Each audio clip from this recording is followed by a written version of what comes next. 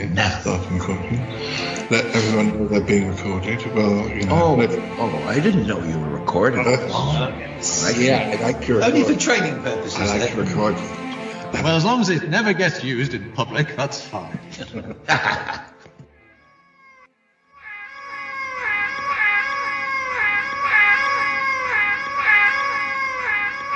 I love protect Shaggy. How are you? Hope you're fine. This is the Shaggy Show. Okay, where you go? Why have I got horns? Oh no. Oh, it's the Shy Life Podcast. Oh, there's going to be some drama ahead. All I wanted was a pie, and then I hatched out of an egg. Okay, bring the mic over. He's ready to record. Is it metaphorical? Is it deep? Is it deep? Boy, he's not all that shy is right. She. Blimey, Governor. It's the Shy Life Podcast. Oh my goodness. Hello, Paul. Quack, quack. I do know how he does it. Excellent. 709. 709.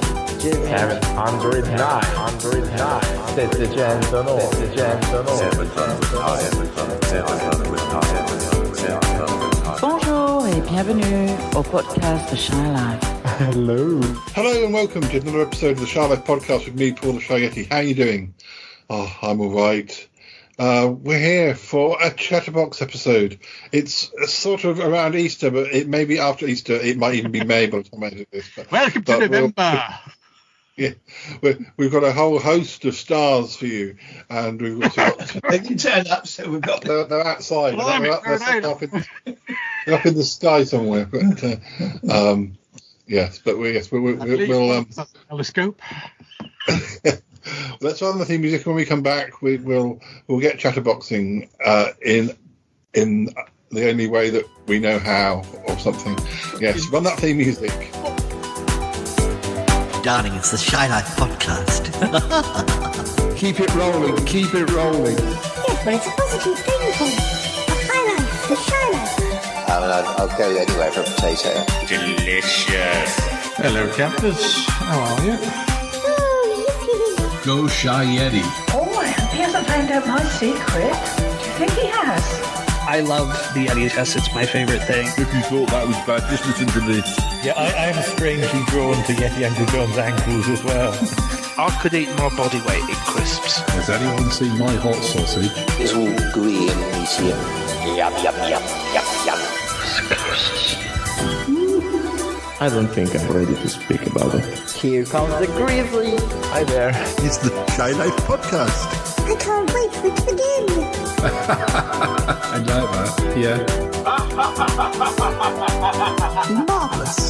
Marvelous, Paul. Oh dear, I can't believe that old bag is still around. So here we are. How is everyone? I better introduce you all. We've got Martin. Hello. Mr. Martin. We've got Lisa and Troby. Hello. I don't know what voice that. Don't know which one was which there. We've got Mr. Toppy Smelly from the United States of something. Something. Hi. The divided States of America. Yes, that's it. That's what they call it. I've forgotten. And we've got Nick sitting right next to me. Vegetable rights and peas. And I'm sure there'll be other people turning up. In fact, we are expecting these one more guest. I have to keep an eye on my on different feeds to make sure that It's just like Noel's house party, isn't it? It's just like everyone's Mr. Bobby. Oh, here we go. We've got another guest who says they're just firing up the Commodore 64. Can you get on the Commodore 64? Well, let's hope so. I hope his modem doesn't malfunction. It could well do. You're going to have all that.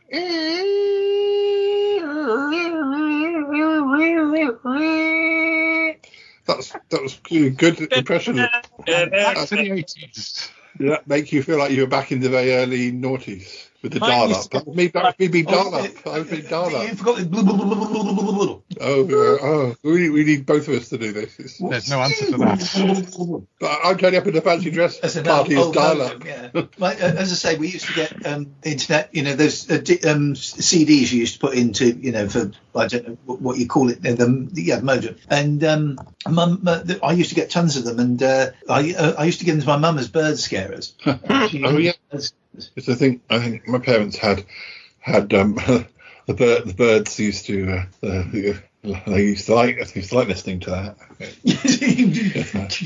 That would have been a whole alternative ending to that Hitchcock film, then, wouldn't it? Yeah, the birds throw AOL discs at them. What we need an alternative start to it, not him going, I'm going to talk about birds. They're obviously not interested in the film. I'm not interested. I'm just going to try and to put off our last guest. Oh my! Oh lordy! If I can, there he is. Add him and Andy Bass. Hello. We all get cut off.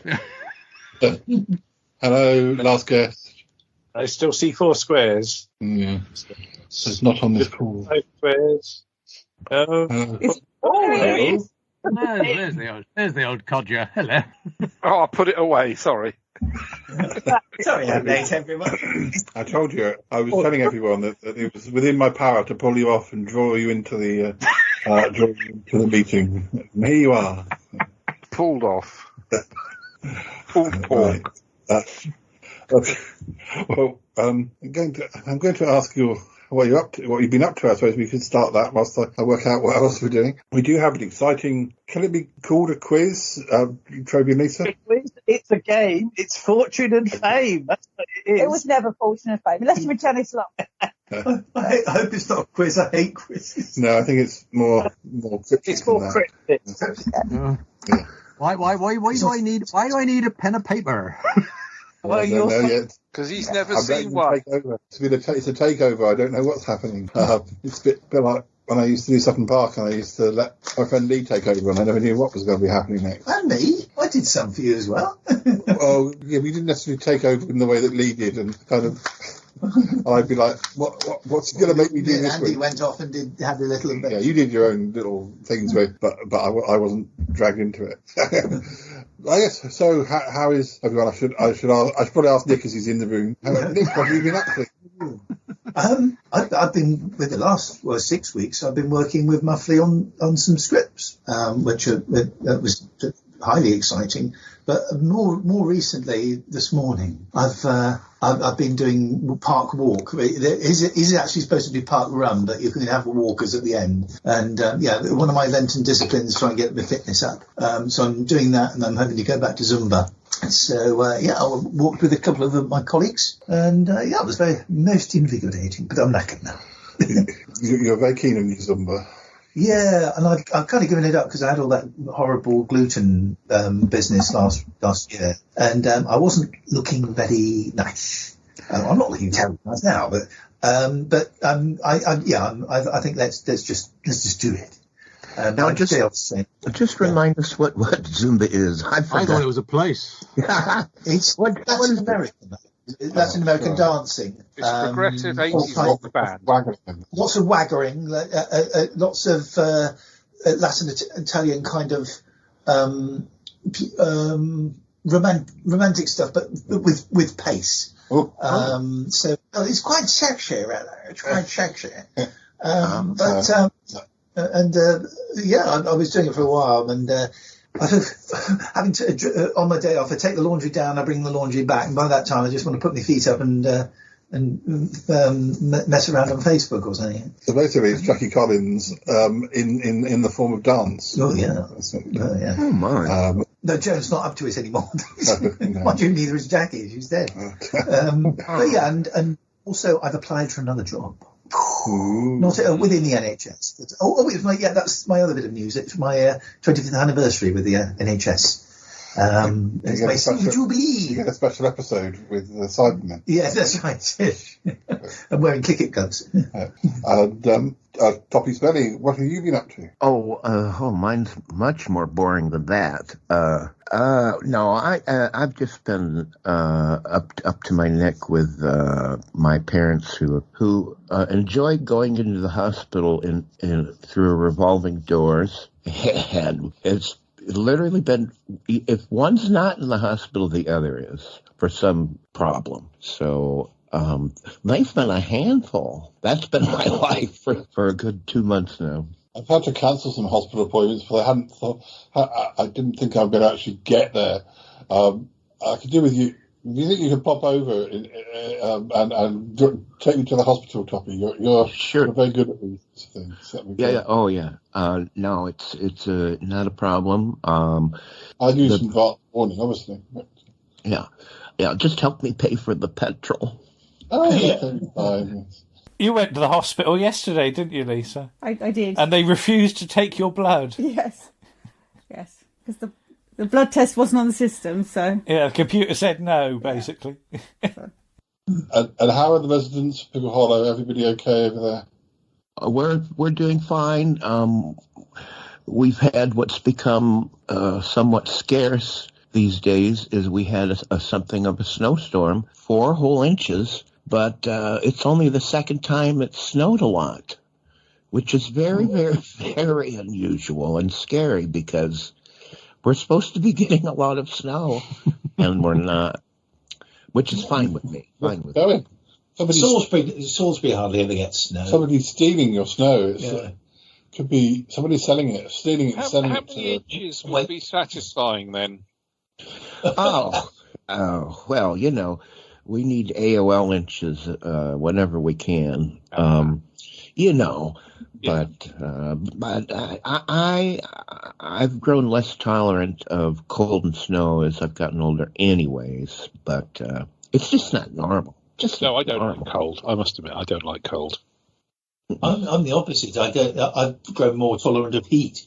One of our old friends said, do you and Ali want to come to Spain? And I gave it a lot of thought, and I thought, me and heat, we aren't a good combo. Mr. Warren, what's going on? What's going on with you, sir? I've got a new job, possibly to go to 95% there. Wait a minute! You just started driving buses, and now you're going to do... Oh, no. I've decided that I might kill someone, so... Inside the bus, not out. It's the problem with driving buses is the fact that it includes the public. Yeah, if I could just drive the bus round, that would be great. You could drive it to your new job. I felt the same when we opened with NSS all those years ago. I thought this is a really great team. It's a really great shop. It's a pity we have to let the public in and spoil it all. Warren and I could just do a podcast. Warren could drive, and we could just chat there, and we'd just drive past podcast roadshow.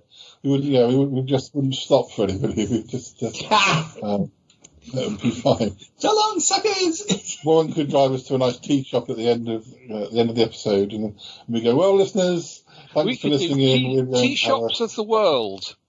We could drive around the world doing tea shops of the world. Yeah, you're the hairy Vikers of tea shops. The format's very broad in the Charlotte podcast. We could literally do that, but we'll have talks. My people will talk to your people, and we'll talk something out. My answer then will talk to your answer. And Mr. No, done Mr. One, and Mr. T. Lisa, what have you been up to? We've been exposing ourselves to lots of 3-2-1, haven't we? Yes, you have. I wonder what you're going to say then. I wouldn't have been surprised, but there we go. Well, Lisa, I might be surprised, but not Mr. T. Anything, I expect anything of him. Have you been having fun? Are you saying Lisa has standards and Mr. T doesn't? Lisa has some self-respect, yes. Troby, I played enough games of Fortnite with Troby to know he has no self-respect. Oh, thank you so much. Did anybody mention he's a streamer? On your website. Oh, talking of websites, that's the other thing that's so cross. No, we're not talking about those websites. No, I just think that the tape scene, the book that was going to be a book and is now a website. Alan Hayes has got it up, and it's all to see. Yeah. Well done, Alan, especially at his age. He's doing well. He doesn't need no blue pill. He's very comprehensive. He's quite, and you're all in it. Alan's quite close to Salisbury today, so be careful what you say. You might hear. Yeah. No, I've seen the site. It's very good. It's very good indeed. He said, Nick and I have been working on the site. I haven't been working on the site at all. I worked on the book, which became the site. But I know nothing about setting up websites at all. So he's giving me the credit for something I haven't done. I need to talk to you about something. He's asked me some questions. I need to ask you them because you know better than I do. But we'll do that after the show. All right, but just give us the www and what it's called, the website. Oh, yeah. You know what it's called? Oh, is it? Who's listening? Oh, wow. Nick will have a look and he'll tell her. I think it's the... It works quite nicely on your mobile phone, I discovered.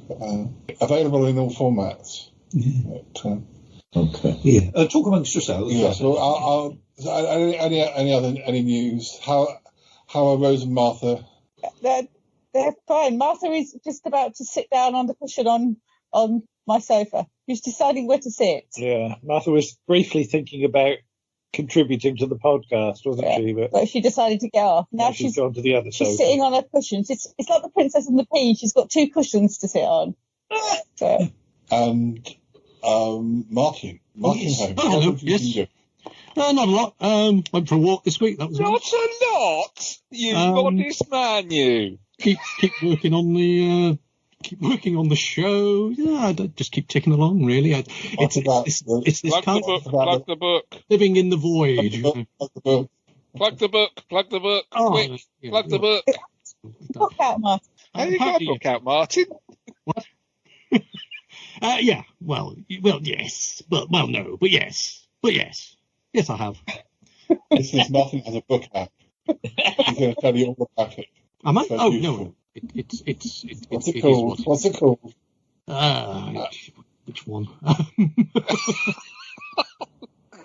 Is it no, really. Let's move on. Well, it's very impressive. I can't believe how it's not better. It's a decently sized book, and yet it's all colour, and yet it's my bank manager didn't need to be consulted before I purchased it. I'm sure. Colour publishing on Lulu must have got a lot cheaper than it was when I last tried to do something in colour. It depends on how you set up the payment thing. If you don't go for international release, you can set the price as long as it's above the print cost. Still, but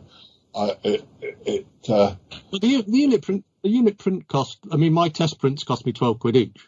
Yeah, but I mean, but it's only a paperback. I mean, I was probably doing something wrong back when I wanted to do it. But I originally wanted to do it as a hardback, and the unit print cost for the hardback is £39.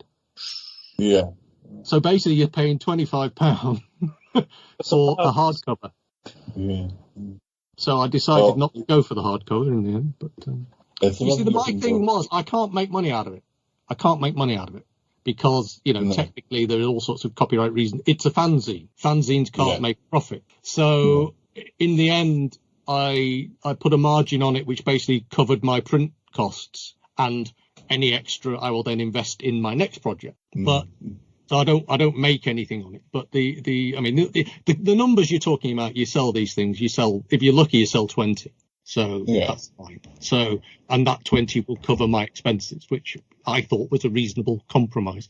But the point is that you don't, when you're asking people to take a punt on a thing you've done, you don't then charge them an arm and a leg for it. If I put it through if you wanted it to go through Amazon and be available on international sites, their minimum price is 25 quid for that.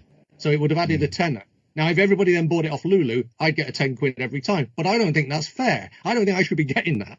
So I think what I did was I set the price to be just slightly above the print cost to give Lulu their percentage and me, cover my expenses. And I think as long as you don't worry about, you're not talking about, why would you want to make money out of something like this? People are doing you a favour by reading it, That's I'm not a capitalist in that sense. I don't see these things as a means to that sort of end. So the thing itself is priced so people can afford it, if you see what I mean. I think I might have to buy a second copy because only because you can eat this week. I think you should buy 57,000 copies, and then I'll get the Sunday Times bestseller. I want a beautiful copy, but the other copy the one I'm actually read will be well thumbed, and I feel that there's so much. It's very much a book. It's like the TV Times. I never knew there was so much in it. If you want to know the thinking behind it was, I wanted it to be a cross between a Beano book, a Blue Peter book, and the Goodies file. And that was the thinking behind it. It's definitely a book after my own heart. From the point of view is when I did books, every page was full of things, and as far as from what I've seen so far, there's no blank spaces, which I very much approve of. I remember going to a poetry reading in America, and they'd seeing one of my books, and then being kind of gobsmacked that my poetry books didn't look like most poetry books, which is like a few words and lots of white space. Space is the most important element of modern design, they tell me. No, fill it up. The thing, there are three things I'm very happy with in this book. Three things. The beginning, the end, and the middle. No. I really like the crossword. The crossword made me happy. The crossword, when I did that page, I wanted to send it to people that day. I was so pleased with it. And I thought, well, that would spoil the fun. So the crossword I really like. The second thing I really like is the Holiday of the Daleks poster. I just think that came out really nicely. It's only small on the page, but that I think will make a postcard for people. The third thing I really like, and it's because it filled a little space in the middle of a page, and I had to think of something quickly, and it came out really happy, is the Og Air logo. I think the Og Air logo is perfect as an airline logo. So, those are the three things that I most like about it. So there we are. Well, listeners, I'll try and sneak some details into the show notes. So, as for myself, what have I been up to? Well, other than editing, trying to go to hospital appointments and then giving up. I've been learning Italian for the last 24 hours. That's slightly inspired by friend of the show, Gianluca, who has been helping me so much and doing a very good job learning lines I've written for him. Well, I always did love Italy, and if I ever get to go again, at least I should know a bit. I feel now I know in Italian, I really ought to know a bit more than I do at the moment, but particularly one who can converse in perfect English, or almost perfect English. Paul, are you using any of these newer apps that are supposed to help you learn easily or more easily? Or yeah, I'm using Duolingo, which I've used before, and it makes it almost like into a game. It's fun, and you get XP points, and you kind of forget you're learning almost. And there's cute cartoon characters and stuff. So yeah, I don't like my learning to be like. I don't want to know if I'm learning. I want to be tricked into learning. So. Oh, look at that! There's a foreign language. I want my learning to not teach me anything. I think that's quite good. Also, one thing I can say, hello, salve. I didn't know that salve was hello. And also, I didn't know that the word for croissant is cornetto. So, but the word for ice cream, the word for ice cream is gelato. So so be very careful. If you want an ice cream, don't ask for a cornetto or you'll get a croissant. So, that's my words of wisdom. That's what I've learned so far. So it's not the only thing I've learned, but it's one of the things I've learned. But possibly the most useful thing that's ever come out of the podcast ever. Yeah. Well, I mean, if I wanted an ice cream and I was given a croissant, it would have to be a very nice croissant for it to be better than a... The thing that made me laugh was one of the examples was there's like a sentence and then it gives you an example. You have to choose what the reply would be. And one of the replies is nothing to do with ice cream. So the question is like, would you like an ice cream? And so either there's an answer that's nothing to do with ice cream, or there's the only other response is, no, I don't want an ice cream. And I'm like, what do you mean? When would I ever say I don't want an ice cream? This isn't realistic. I took a screenshot and sent it to Gianluca and said, this is not realistic. This is not realistic. I'm never going to be saying this. I've never got over the green salad I ordered in Spain being a plate of peas. Something like that happened when I went to Dusseldorf with something that the friend I was with ordered. It wasn't anything to do with what we thought it was going to be, and it was very boring compared to what I had. And I think it was a big plate of vegetables or something, and I'd ordered a pizza, but I'd ordered a pizza that nobody would want to share, so I couldn't even share my pizza with him because it was something like tuna and spinach, and I don't know what it was. It probably wasn't that, but it was something. It was something that was not a common pizza, and I thought I'd try it because it was different. Nothing common about that, Yeti. I remember, didn't we go to a hotel and I had to explain to the man behind the bar how to do me a shandy? Yes.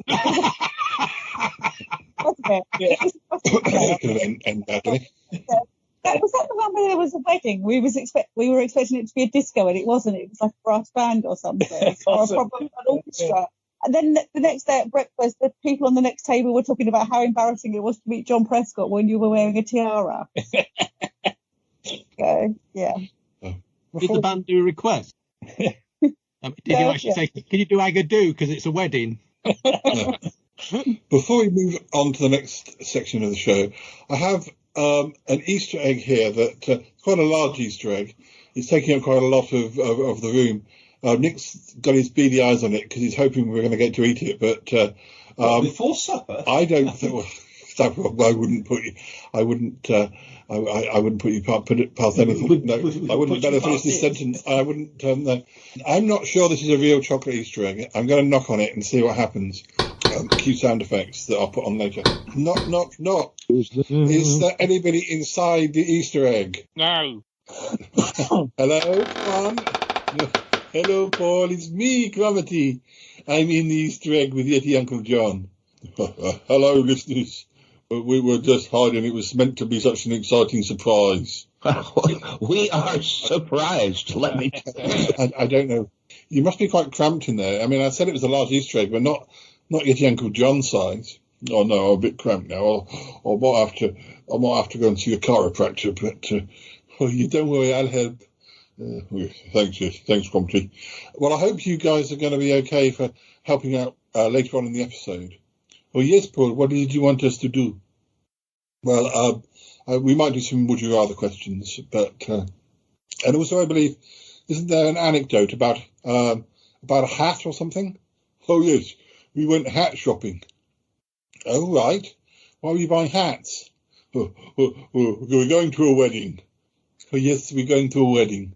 Really? Who's getting married? Well, I don't know. We decided we're going to a wedding, so we want to be prepared. Oh, okay. Oh, wedding crashers. Yeah. Well, I guess I'm surprised that comedy would get involved in something like that. But yes, Uncle John, that's very typical behaviour. Well, actually, it was me who suggested it. Yeah. He's going a bit wild in his old age. Thank you, Yeti Uncle John. Well, we'll come back to you later. I'm also going to put out to the guests that a subject for later discussion. I was going to ask you all, and give you a little bit of time to think, because I didn't have time to tell you before the show. Was there a TV programme that you you either watch now or you used to watch that we wouldn't associate you with being a fan of, like a weird show or something that just isn't typical of yourself, or even just a very obscure show. But I'm kind of interested in those ones that I'm like, well, I didn't know that that Mr. T was a big Songs of Praise fan or something, you know. Yeah. Oh, I do. I pity you, sinner. We'll come back to that one in a little bit. So have a little think. It is Harry Seacombe. He's got a signed autograph picture of Thora Hurd. He keeps it in a special place. Well, I'm not saying a word. I know you've got her picture on your bus in your cab, pinned up.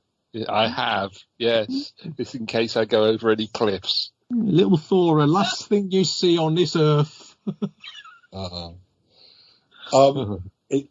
going to be handing over to Mr. T and Lisa for their little whatever it is. It's not a quiz, but we're not doing it now. Thing. They've given up. Before we do that, we're going to have. We've done this before. We're going to do a couple of little flashbacks to old episodes of the show. So I need to ask around. Let me just get the website up. Okay, Warren, can I have a year? Could you choose a year between 2016 and 2024, please?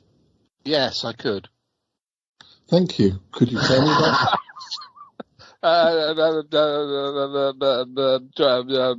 2017, please. Okay. And Lisa, can I have a month in 2017, please? July. I don't know how you do that. Could you pick another one? It's the one that comes out before August, Paul, if you're struggling. And Mr. T, beginning, middle, or end of? I always like an end. Yeah. So the last episode of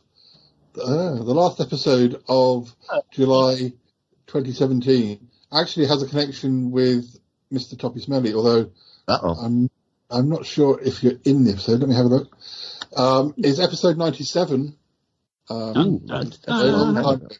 was called Emergency Episodes and Peeper Queens. Excuse me. And Peepers being the little frogs that you Toppy sent to Ick when he first came to Earth. Yeah, at first I thought you said Beaver Queen, but no, you said Peeper Queen. Peepers, yeah. Apparently it's an emergency episode I did because I was behind on what other episode I was supposed to do. So we were catching up with the regulars, not to mention encountering the Peeper Queen. Paul also has some flash prose for you about school days. Well, I really can't remember this episode at all, so we'll put a little clip and see what emerges. Yikes. Okay.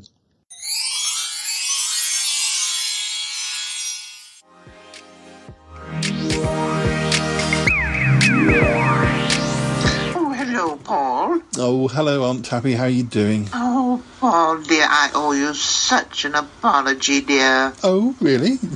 Oh, I've been just frightfully awful with you, and I want to apologize. I can't believe I've been that difficult. No.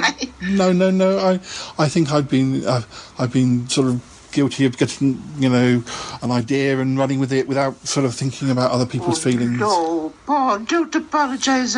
It's entirely my fault, and I've just haven't been thinking clearly, dear. And that's why I'm calling to talk to you, because I want you to know how thankful and delighted I really am about this whole thing you've been arranging. But for myself and Bettina, I think it's marvelous, and I just wanted to tell you so. Oh, well, there's no problem at all. I just worry I've just gone too far. Maybe I've just, I'm glad that. So, do you like the idea? Do you? Paul, do I like it? Oh, Paul, I love it. I love the idea. Oh. It's been silly the way I've kept Bettina away at arm's length all these years, but well, I've resolved it in my own head, and no, it's just been silly of me, and I've got a lot of apologies to make to Bettina as well. Oh, well. But I suppose that can wait until we get to meet and everything. But no, I'm looking forward to it very much. It's exciting. It feels like it's soon now. I'm so pleased that you're agreed to it. Yes, and I love New Jersey, and I can't wait to drive there. I think Toppy might have told you the wrong. It's not actually New Jersey. It's not actually not. It's not New Jersey. It's Old Jersey, if you like. It's Old Jersey. It's an island. Yes, an island. No kidding. But don't worry, we've laid on the finest. You'll get there fine. It's a nice little island. It's near England, but well, that's even more exciting. Yes. Oh, no, I can't really wait. Oh, my goodness. I guess that's where New Jersey got its name from, I guess. But I don't know. Yeah, I mean, there were so many. When you look at the map of America, there are so many places that are like, oh yes, there's one of those in England. There's one of those in England. So. Yes, but we've got all the new ones, dear. Yes, you have. They're all sparkly. Yes. Oh well, thank you for. Now you've said that, I'm going to have to. I'm going to have to rush around and do a few more preparations. So. No! Don't bother, dear. Don't bother yourself. Oh well, looks like I'll be getting to see you again soon. So cool. That's great. Thank you so much for calling. All righty, dear. Bye-bye. Bye-bye.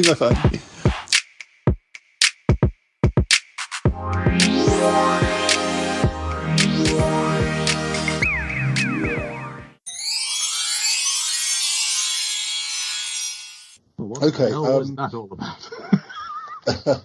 Gonna get myself one of those peepers. So who have I asked? Who did I ask? I asked Toby, Lisa, and Warren. Yeah. Okay. Nick, could you choose a year between 2016 and 2024? 2016. Going back to the early days. And Martin, a month, please. What, in 2016? In 2016, it would have to be from May to December. Right, so January's out then. Yeah. January. No, there's nothing. No clip. Brilliant. Well done, me. November. Toppy, beginning, middle, or end of November? End. Another end, please. Right at the very end? Okay. On November the 30th, 2016, we had episode 37, and it was called The Damius Twinklehorn Show, and it was a pilot edition of a show that Damius was supposed to be spearheading or whatever. Apparently, he interviewed Brenda Boo, Toppy Smelly, and that Peter G. All off the Lotzel of the time. Yeah. I think if we going behind the curtain, I believe that I took some episodes of Lotzel that I had been on, and I sort of we took things out of context from that episode, and had Damius asked the questions, and then we had the responses were actually outtakes from the Lotzel episode. I think it's one of those things that probably took a very long time. Yeah, I remember none of us got paid for that one. No, probably not. Yes, I think I must have. I think I'd just been on Lotzel maybe for one of my first visits back in the August of 2016. So, and apparently it says here I'd just been on episode 425 of the Smellcast for a Halloween episode. So Halloween Hooteny 4 apparently. Yes. Mm-hmm. Yeah. Okay, let's have a little listen to something from this episode.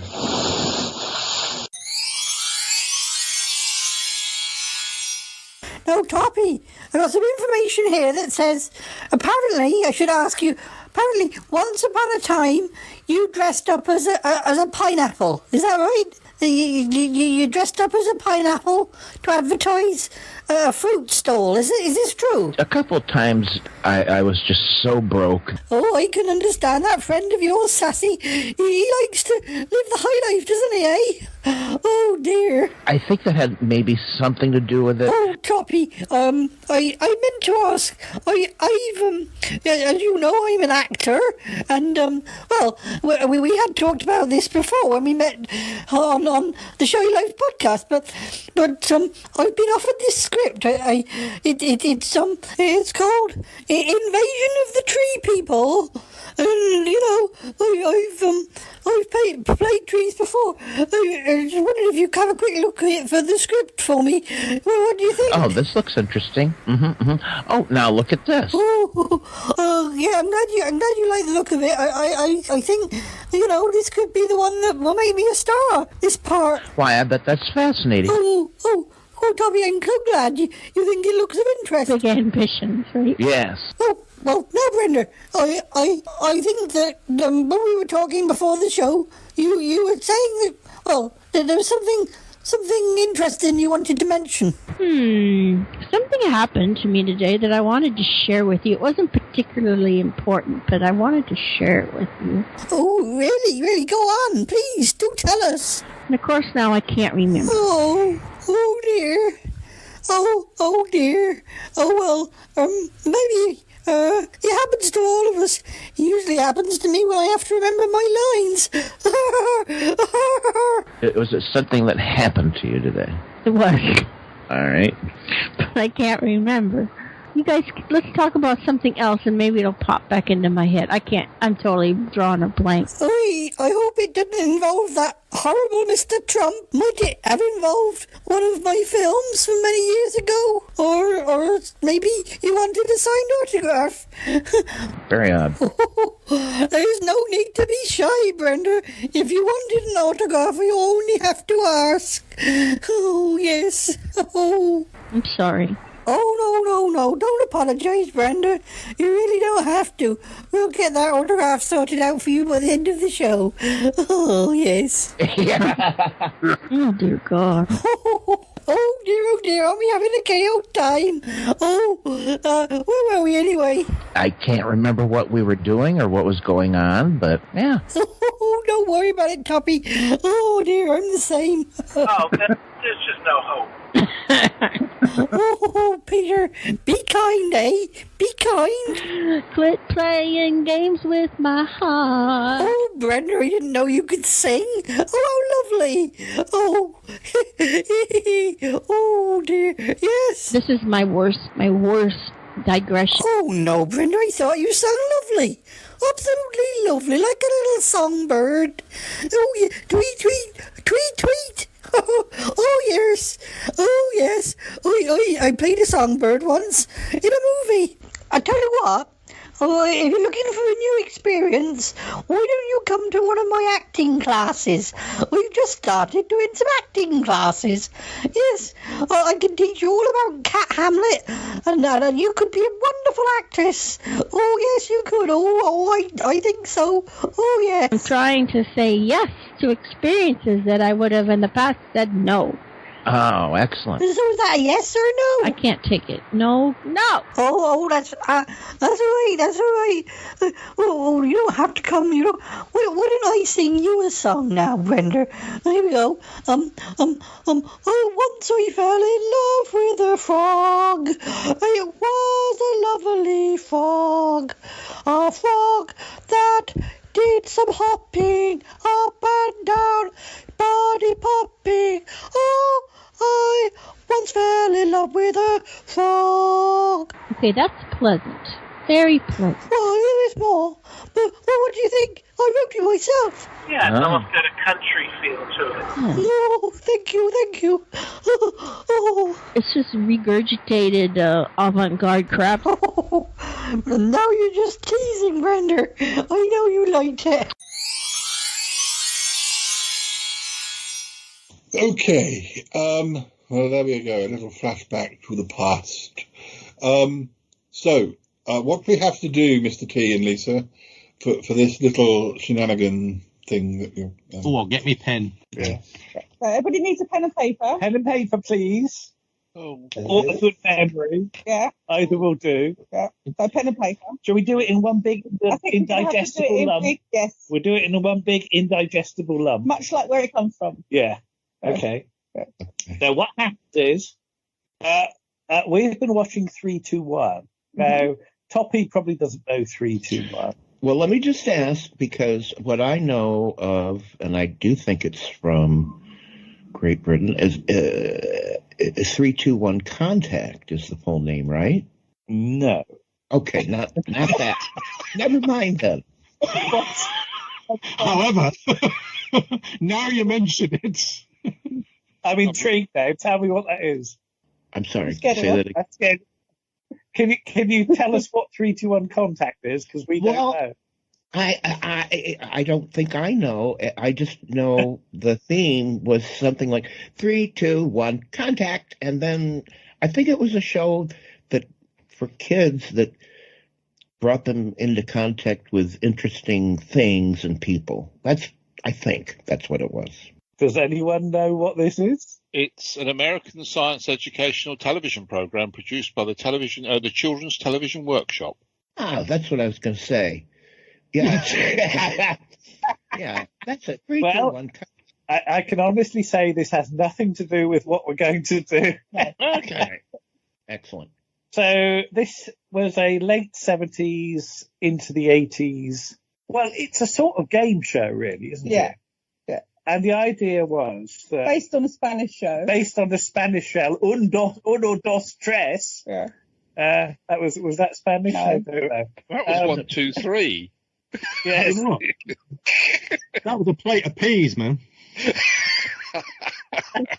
And there was the much imitated finger motion of Ted Rogers, wasn't there? Yes. Not that one. It's banned now under the European. Where he would rotate his wrist and put his fingers out. Yeah. Oh dear. Don't worry, Toppy. We'll send you some video of it later. All right. If we send you the video before, it will spoil the answers, so we won't do it now. But we will bring on 5 items, right? And to do with the sea. To do with the sea. Yes. And these will have a rhyme associated with them. Yes. And each item represents a prize. Yes. God. One of the prizes will be a dustbin. Mm-hmm. Okay? Not a trash can. Trash can.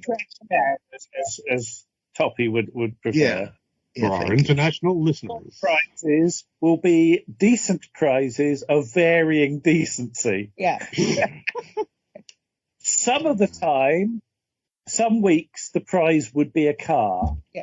But that's not necessarily true in every case. Yeah. So there might be a car among them. Not a decent car, but a car. But there is definitely a dustbin among one of these 5 things. All right. So we will donate these prizes to the Shy Life podcast because we've travelled back to 1980 when this came from. Yeah. So bear in mind these are prizes from 1980. Yes. And we want you to guess what the prize. If you can guess from the clue what the prize is. You get a car for 80 quid. Remember that.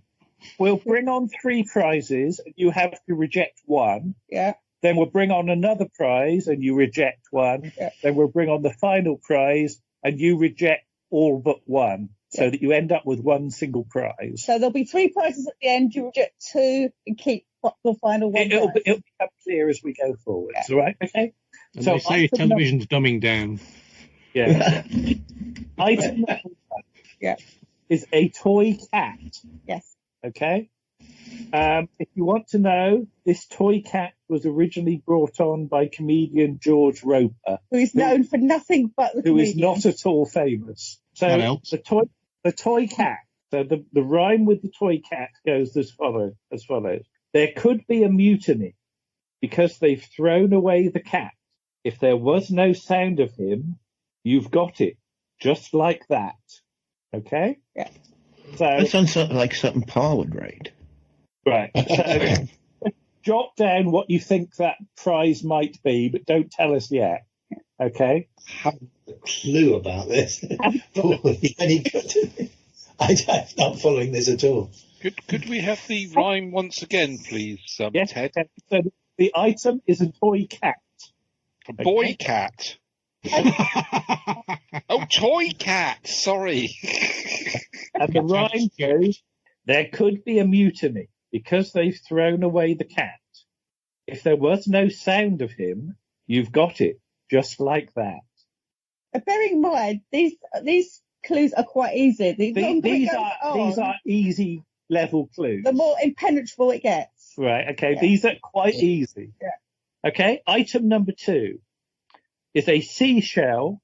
It's a seashell doll. A seashell doll. You missed the word doll off. All right, okay. It's a doll. It's Made a out doll of seashells. Made out of seashells. Like the sort of toilet thing, but a doll.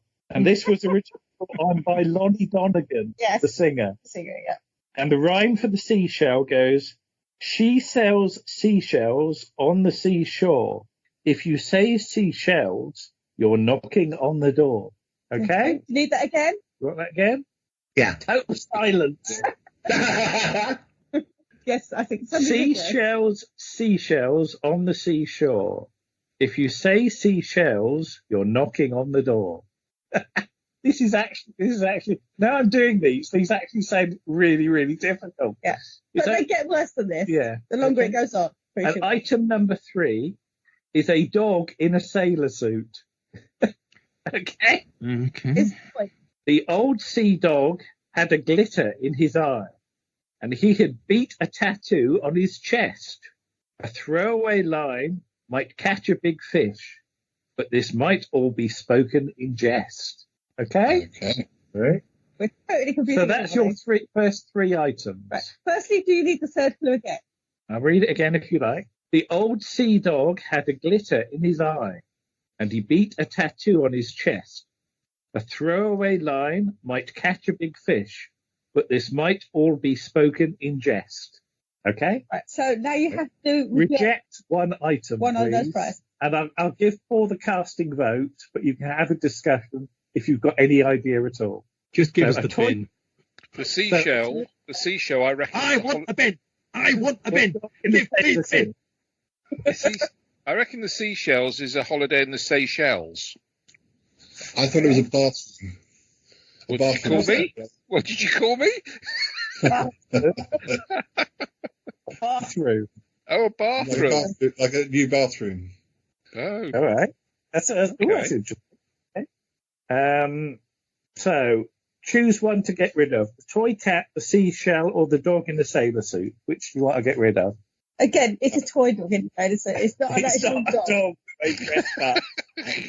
I thought get rid of the toy cat because I put tractor. It was a tractor because tractor has the word cat in it. That's Ferguson. I think that's Bear in what they mind, like. these items in Yorkshire Television Studios. Yeah. I thought that was my most unlikely one. So toy cat. I was going to get rid of toy cat, but if somebody else wants to get rid of something else. No, let's go with that. Let's go with the cat. So you want to get rid of the cat? Okay, let me put it across again. What cat? So it's a cat. The toy. There could be a mutiny because they've thrown away the cat. If there was no sound of him, you've got it just like that. Well, we've got a cat, and what sound does a cat make when you throw it away? Ow! If you throw a cat away, it goes mew or meow. Right. Yeah. So if you've got the word mutiny and you take away the sound mew from mutiny, you get the word tinny. Mm-hmm. So who on the show is Tinny? That's right. You've rejected the dustbin. Well done. Hey! Goodness, Games. Going how? So as Ted says at this point, you're going home. So you're going home with a good prize. Yeah. Well done, everyone. Right. So did you follow that logic of that rhyme? Not at all. That's how obscure these rhymes are. It wasn't the logic. My logic wasn't logic, but at least it worked out logically. And I think the contestants did exactly the same thing. Yeah. They got rid of that straight away as well. It is. Because they were so confused. Item number 4. Toy Parrot, brought on by Christopher Strawley. The rhyme is, there do be a spate of pirates after pieces of 8. If they knew what the treasure was, no wonder there do be a spate. I'll read it again. There do be a spate of pirates after pieces of 8. If they knew what the treasure was, no wonder there do be a spate. Okay? All right. So we now have the seashell, the dog in a sailor suit, and the toy parrot. Which one of these do you want to reject? So you say that, the dog in the sailor suit. That's stupid. Well, I'd say the parrot because I don't understand what on earth it was going on. Not that I understand either the other two either, but I don't know. What do the other people think? Yeah, let's go with toy parrot because I don't know what a spate is. There's a lot. Yeah. There's a lot of pirates. A spate of there's a lot of pirates. Yeah. Oh, okay. So you want to reject the toy parrot. Okay? Yeah, we're going to reject the toy parrot. So the toy parrot, there do be a spate of pirates after pieces of 8. If they knew what the treasure was, no wonder there do be a spate. Well, what do pirates sail around in? Pirates sail around in a boat, don't they? Yeah. Right? Yeah. And they said there do be a spate of pirates. And if you take the words do be a spate and rearrange the letters, it's an anagram of a speedboat. No! We could have really used a speedboat on the Charlotte podcast. Yeah, good. Lovely speedboat. Gone down to the shops and everything. I'd have loved the speedboat. I'd have loved the speedboat, Paul. It's fine if you Uncle John. All I could picture was a giant marijuana cigarette. We call them doobies in America. I'm so glad you said that, Toppy, because when you said doobie, I thought, are they going to pass that round? I mean, really, I thought it was a giant joint. Yep. Okay, so you've lost the speedboat, but never mind. And the drugs. I live so close to the Thames as well. Push the speedboat. Yeah, so imagine them pushing the speedboat off again. Yeah, they pushed it off. Bye. Okay. Right. Item number 5. So don't forget, you've still got the seashell and the dog in the sailor The seashell dog. Yeah, all right. Stop saying it's a seashell. It's not a seashell. Right. Final item. A toy worm brought on by Lance Percival. He's dressed in rags because he's meant to be on a desert island for 7 years. Yeah. Okay. So a toy worm. This prize is in and then it's out. Perhaps you'll need a pail. We'll get you hooked without a doubt on the finish to this tale. I'll read it again. This prize is in and out. No, this prize is in and then it's out. Perhaps you'll need a pail.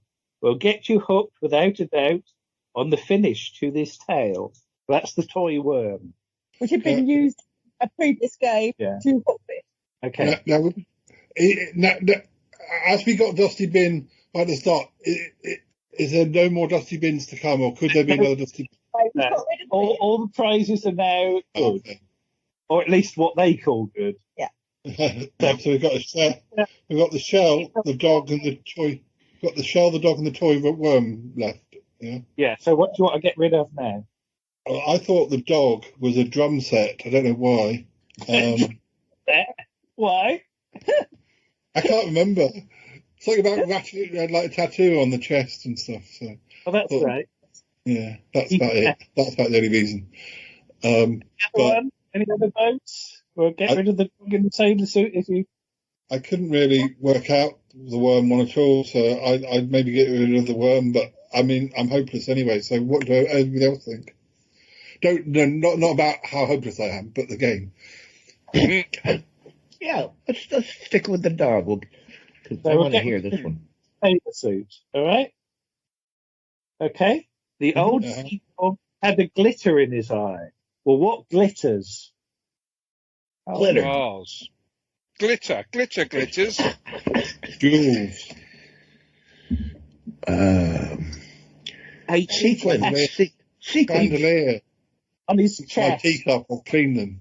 What do pirates have in a chest that glitters? Gold. Present Eiffel. You've rejected this chest of gold sovereigns. Damn it. Gold sovereigns. You rejected £1,000 worth of gold sovereigns. Way to go, Warren. I just wanted to say this. Going in podcasting for weeks. So I'm afraid you've lost the gold sovereigns. We'll take them away. Apparently they were from 1890 or something. Yeah. So we're down to the seashell and the toy parrot. No, the toy worm, sorry. So I'll read them again. Okay. She sells seashells on the seashore. If you say seashells, you're knocking on the door. Okay? And the toy worm. This prize is in and then it's out. Perhaps you need a pail. We'll get you hooked without a doubt on the finish to this tale. Ah, that's a kilo of Coke. It could be paint to the finish. You're gonna get a load of paint. I think the shell sounds. Do you want to get rid of the seashell doll or the toy worm then? The toy worm, I think. What You sure? think? Are you sure? Are you sure? Everybody else? Yeah, let's go away. Let's do away with the toy worm. Okay. Right. So rejecting the toy worm. This prize is in and then it's out. Well, a bin could be in and then you could put it out. But you've already got rid of the bin, haven't you? So you need a pail. Well, what can you carry in a pail? If you've been to the seaside, you might have caught a fish and put that in a pail. And a fish could be in and out of the sea, maybe, if it was jumping. But we'll get you hooked. And that seems to be perhaps fishing equipment, maybe. If you're going fishing, you need the hook. But on the finish to this tale, well, fish have tails as well. No? That's right, you rejected a year's supply of fish. Oh my goodness, that's very exciting. Oh no, we rejected it. Oh dear. You rejected a year's supply of fish. At this point, I can't eat fish, they scream at me. 2 barrows of fish to demonstrate what a year's supply of fish looks like, and it smells. Yeah, then we'll come to the fish, and Tess said, "Oh, it's quite pungent." So I think the fish has got off. That's probably a good thing you rejected. Yeah, so you'd have got a year's supply of fish, right? Okay, so you're left with the seashell doll, which you've been hanging on to since the start. Yeah. Seashells? No. Seashells on the seashore. Well, that rhyme was about Mary Anning, who lived in Dorset, and she found fossils, and she used to sell the seashells to make money. Did you know that, Warren? I did. You did? Do you know where she sold them, though? Where did Mary Anning sell the seashells? On Weymouth Beach. Yeah? Now, what's Weymouth Beach famous for? Water and sand. Sculptures. Okay. In 1980, though? The port. The ferry port. The ferry port. Well, if you say seashells, you're knocking on the door. If you're knocking on a door... Oh, no, it's not the shell house. If you're knocking on the door, that means you're quite close to something, aren't you? Yeah. So if you say seashells, and you're quite close to that, what sounds like seashells? Yes, Warren, you guessed it right at the start. It's a holiday in the Seychelles. Holiday in the Seychelles for the whole of the Shy Life podcast. Well done.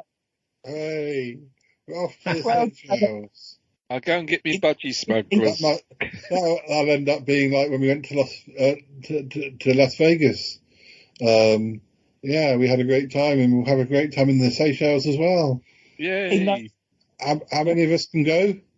Guys, we're going to the Seychelles. Oh, marvellous. Oh, gosh. How we go? Swimming? No, swim to the Seychelles. How many people is allowed? How many tickets? I think it's probably just 2, because that's all they let. Well, they're going to leave their baby at home. Well, I don't think they've got to. What, just leave it for 2 weeks, give it a supply of fish, and then go away to the Seychelles? Maybe our ghost friends, Douglas and Boo, can go and send them off in the music box. But I think the idea was that this is only the parents that got to go. So they had to leave the kids for 2 weeks. Leave the kids with the grandparents. Leaving with social services. So well done, everyone. Thank you. You won the star prize. At least you didn't win the fish. Yeah. Yeah. No, we did well. Well, thank you, Toby and Lisa. There you go. Well done. And those were actual questions that were on the actual 321 in 1980. That's that's an exact transcript of the rhymes and clues. And I would point out that this is quite early 1980, early 321. In the run, directed by Paddy Russell. Yeah, so the episode's directed by Paddy Russell of Doctor Who fame. And those are E-level clues. Yeah. Later on, when Ted Rogers gives the clues, I don't actually think that there's a definite answer. I think he just makes it up on the spot. Yeah. So if he doesn't like you get the bid. Yeah. So. But yeah, in a few years' time, they're almost impenetrable, the clues. Yeah. But there you go. Well done, everyone. Thank you. Thank you very much. Now, should we have would you rather questions maybe you can choose. Which one of these would you like? Would you rather questions, obscure TV programs, or Yeti Uncle John and Cromitty's hat anecdote? I think I have to hear the hat anecdotes. Now it's been mentioned. It's the elephant. Oh, guys, you're going to tell us about your hat shopping. We'd love to, wouldn't we, Cromitty? Oh, yes, we would. Well, we wanted to go to a wedding. We don't have a wedding to go to, but we thought we'd try and get dressed the part. So we went to a famous hat shop. Yes, O'Halloran's hat shop, just off Hemel Hempstead. Really, I haven't heard of that hat shop. Oh yes, it's very nice. Lots of hats. Well, that's useful. Yes. And what sort of hats did you find? Well, there were big hats. Okay. There were small hats. Okay.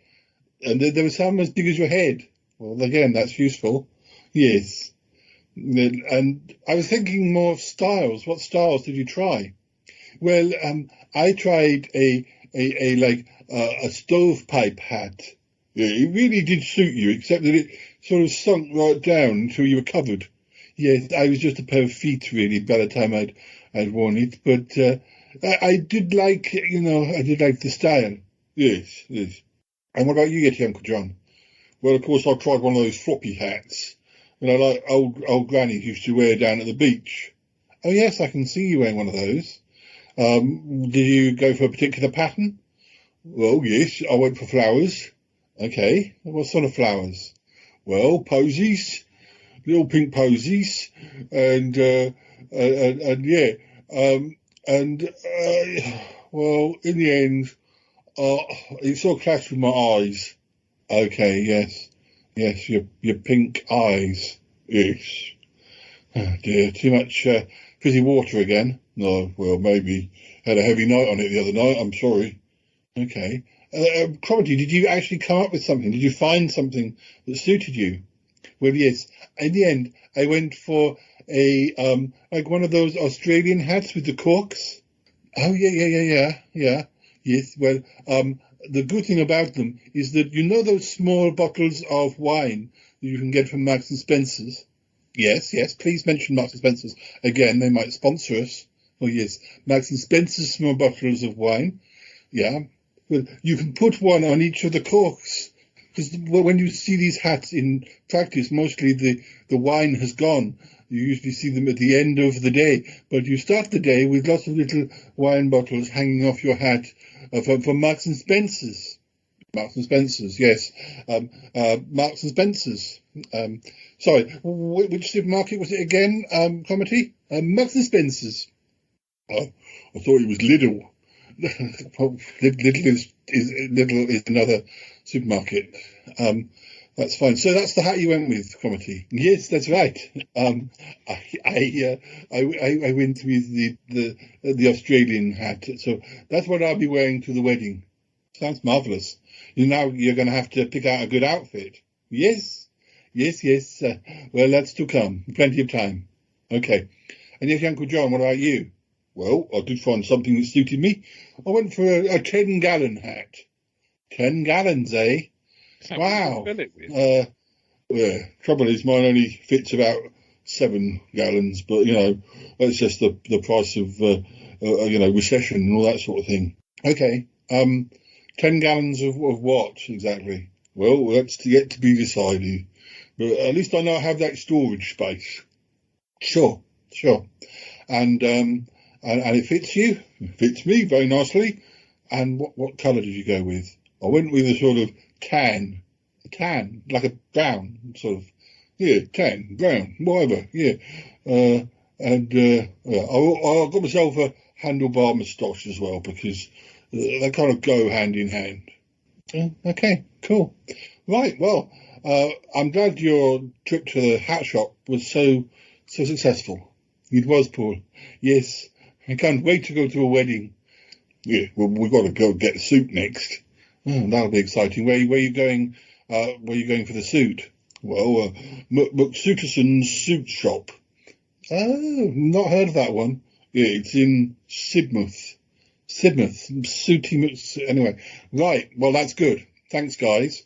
Will you come back and would you rather with us in a few minutes? Yes, I will. Yes, we will, won't we, Comedy? Oh, yes, we most certainly will. Yes. Okay.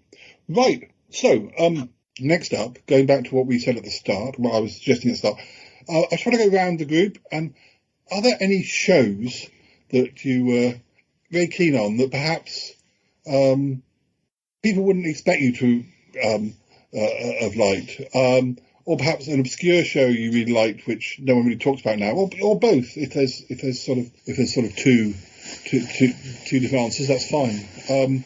Nick, do you have any shows from the past or even more recently that perhaps we wouldn't expect you to be a fan of? I think we were sort of had a preliminary discussion about this earlier, but I've kind of thought of an even more obscure one that I maybe isn't the kind of program that people would associate me liking. And I actually did a review of it on the Tape Zine Spotlight back in the 90s. But I used to rather be into the Oprah Winfrey Show.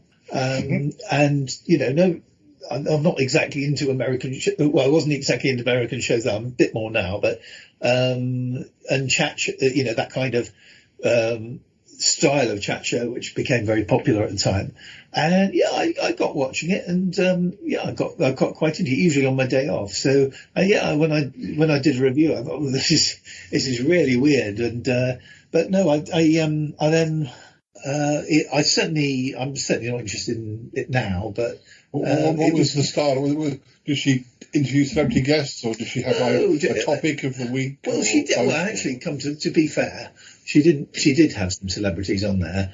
But most of the most interesting stuff was just talking to normal people. Sometimes kind of people with, kind of confronting people with racist views or, kind of really unpopular views or people that, it was quite strong stuff occasionally. And it's not the sort of fantasy fare that I tend to like mostly, but, it was something about it that struck a chord, and she did it extremely well. Yeah. Just as an aside, or not an aside, but additional info, Oprah started doing her show Jeepers Creepers a really long time ago, and she did it out of Chicago, and at first it was a local show, and people in Chicago watched it. It was kind of a morning show, and she would have guests, and if you've heard of the Donahue Show, it's a lot like the Donahue Show. Yeah. And it caught on, and they decided she basically eventually made a deal to make the show national and syndicated, or somehow it was on every morning. Every morning there was an Oprah show, and people tuned into it. She just got more and more and more popular. And there's many stages of Oprah. There's her really early stage where she's just starting out, and she really is just starting out, and she's a little amateurish and very local. And then she just evolves into this woman who turns into a powerhouse decision maker. She gains a lot of power in the industry and a lot of money. And, she's had an amazing career. Yeah, I mean, I think sort of by the time I was watching it in the early 90s, so I think by that point she was past the rookie stage, obviously, and she was holding her own and very good. Yeah, the last thing that really changed, just briefly, is she used to do the style of shows that Jerry Springer would do, that others would do, and people who weren't fans of these shows would call them freak shows, because she would deliberately bring on people to exploit them and make fun of whatever freaky flag they flew. And of course, they were, well, rather unkind, to be honest, and it was exploitative. And one day she took a stand and she says, you know what? The Oprah show is no longer going to do that. And that's when she separated from the competition. And that's when, she became more of this guru type personality that people would follow just because she's Oprah. And if Oprah likes this book or this movie, well, that movie or book is going to make a lot of money. Guy up there saying, I say to my husband, I know how you feel, I'm buying the book. Yeah. To the point where, Book of the Month she did, that book was assured to sell a lot. And she introduced people like these ridiculous doctors who became famous. Now I can't think of their names, but they're hokey, stupid doctors that got their own shows. And just because Oprah said she believed in them, they had their own huge careers. Just because Oprah said they were great doctors. No, they weren't. They were frauds. Anyway, sorry. No, I didn't really approve of that interview with Harry and Meghan, but we won't go into that. But yeah, I'm certainly in that frame of her career. I really liked her. Did you write into the production office once?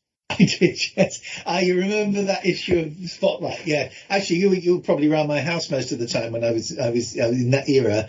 But yes, I can't remember what I told them now. And they said, of course, the phraseology is slightly different from the English one. Thank you for writing the Oprah Winfrey Show. And I thought to myself, did I send them a script? But of course, that's their way of saying thank you for writing to the Oprah Winfrey Show. So, but no, I got a little postcard from them. I kind of see myself in that sort of pattern for my future. I would like my own talk show. I'd like people to be following my every word, which I know they already do to a certain extent. And I see that from my future. But it'll all come together in the next few months. Just you wait and see. All right. Thank you, John. Yeah, Toppy, is there any programs that either we wouldn't expect that you were a fan of, or something obscure?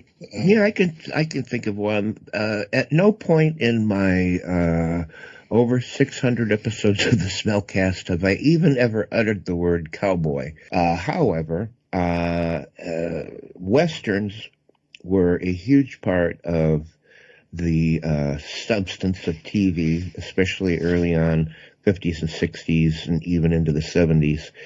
Westerns were huge. And I didn't care. I never watched any of them.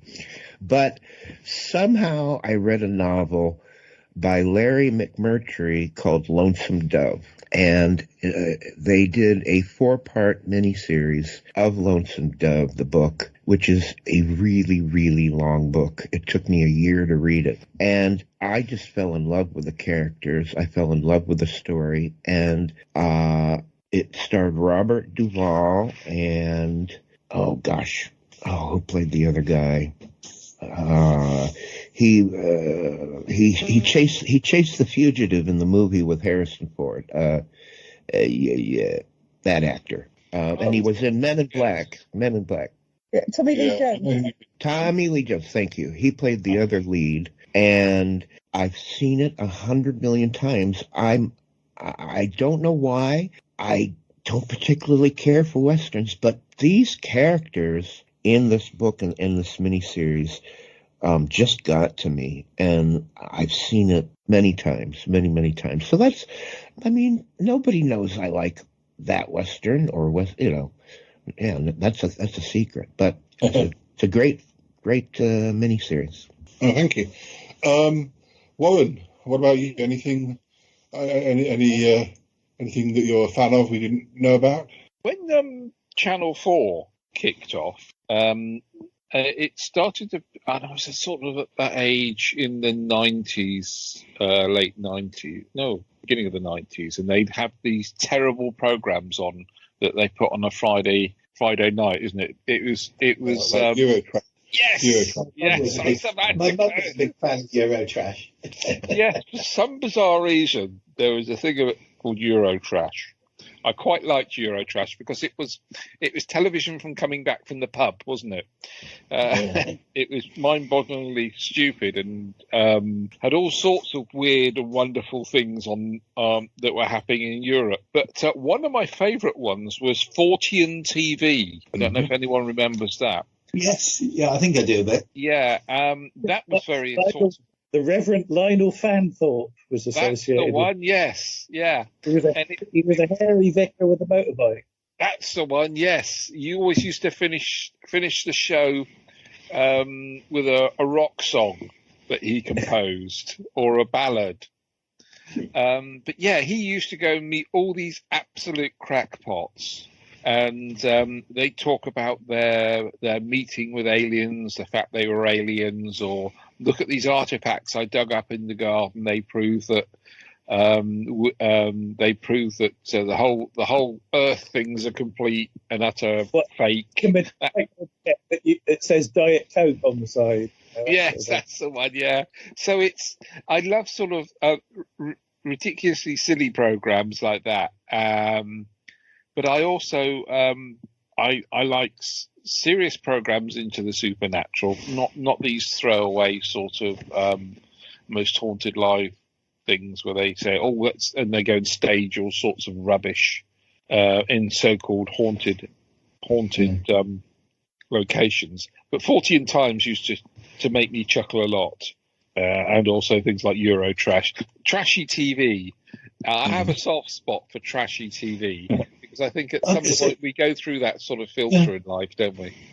Yeah, I mean, my mum was quite a respectable lady in the church and everything. She loved a bit of vulgarity, and she never went to bed particularly early. So several times, you catch her watching Eurotrash at the some ungodly hour, and she loved all that. Yeah, she had a soft spot for it. Martin, is there anything that you were a fan of we don't know about? Can't think of anything, to be honest. I've been racking, but no, can't think of anything.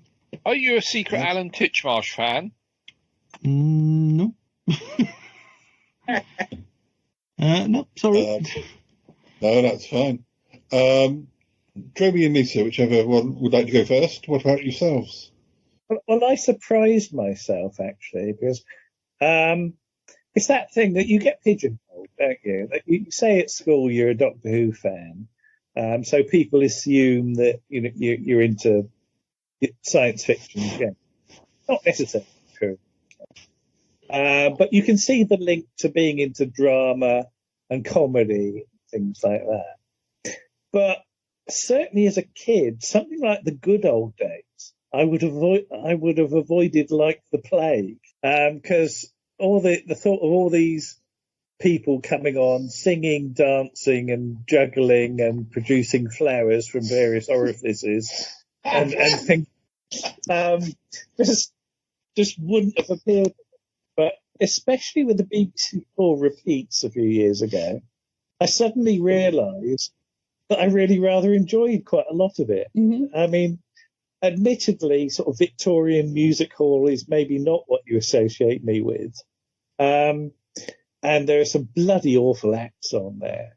But also you get people like Hinge and Brackett and Les Dawson coming on. John Inman and then they just absolutely save that show from Ken Dodd as well, from the sea of mediocrity that perhaps it's swimming in from time to time. So if you'd said to younger me, you'll be really quite looking forward to seeing the good old days each week, I wouldn't have believed it.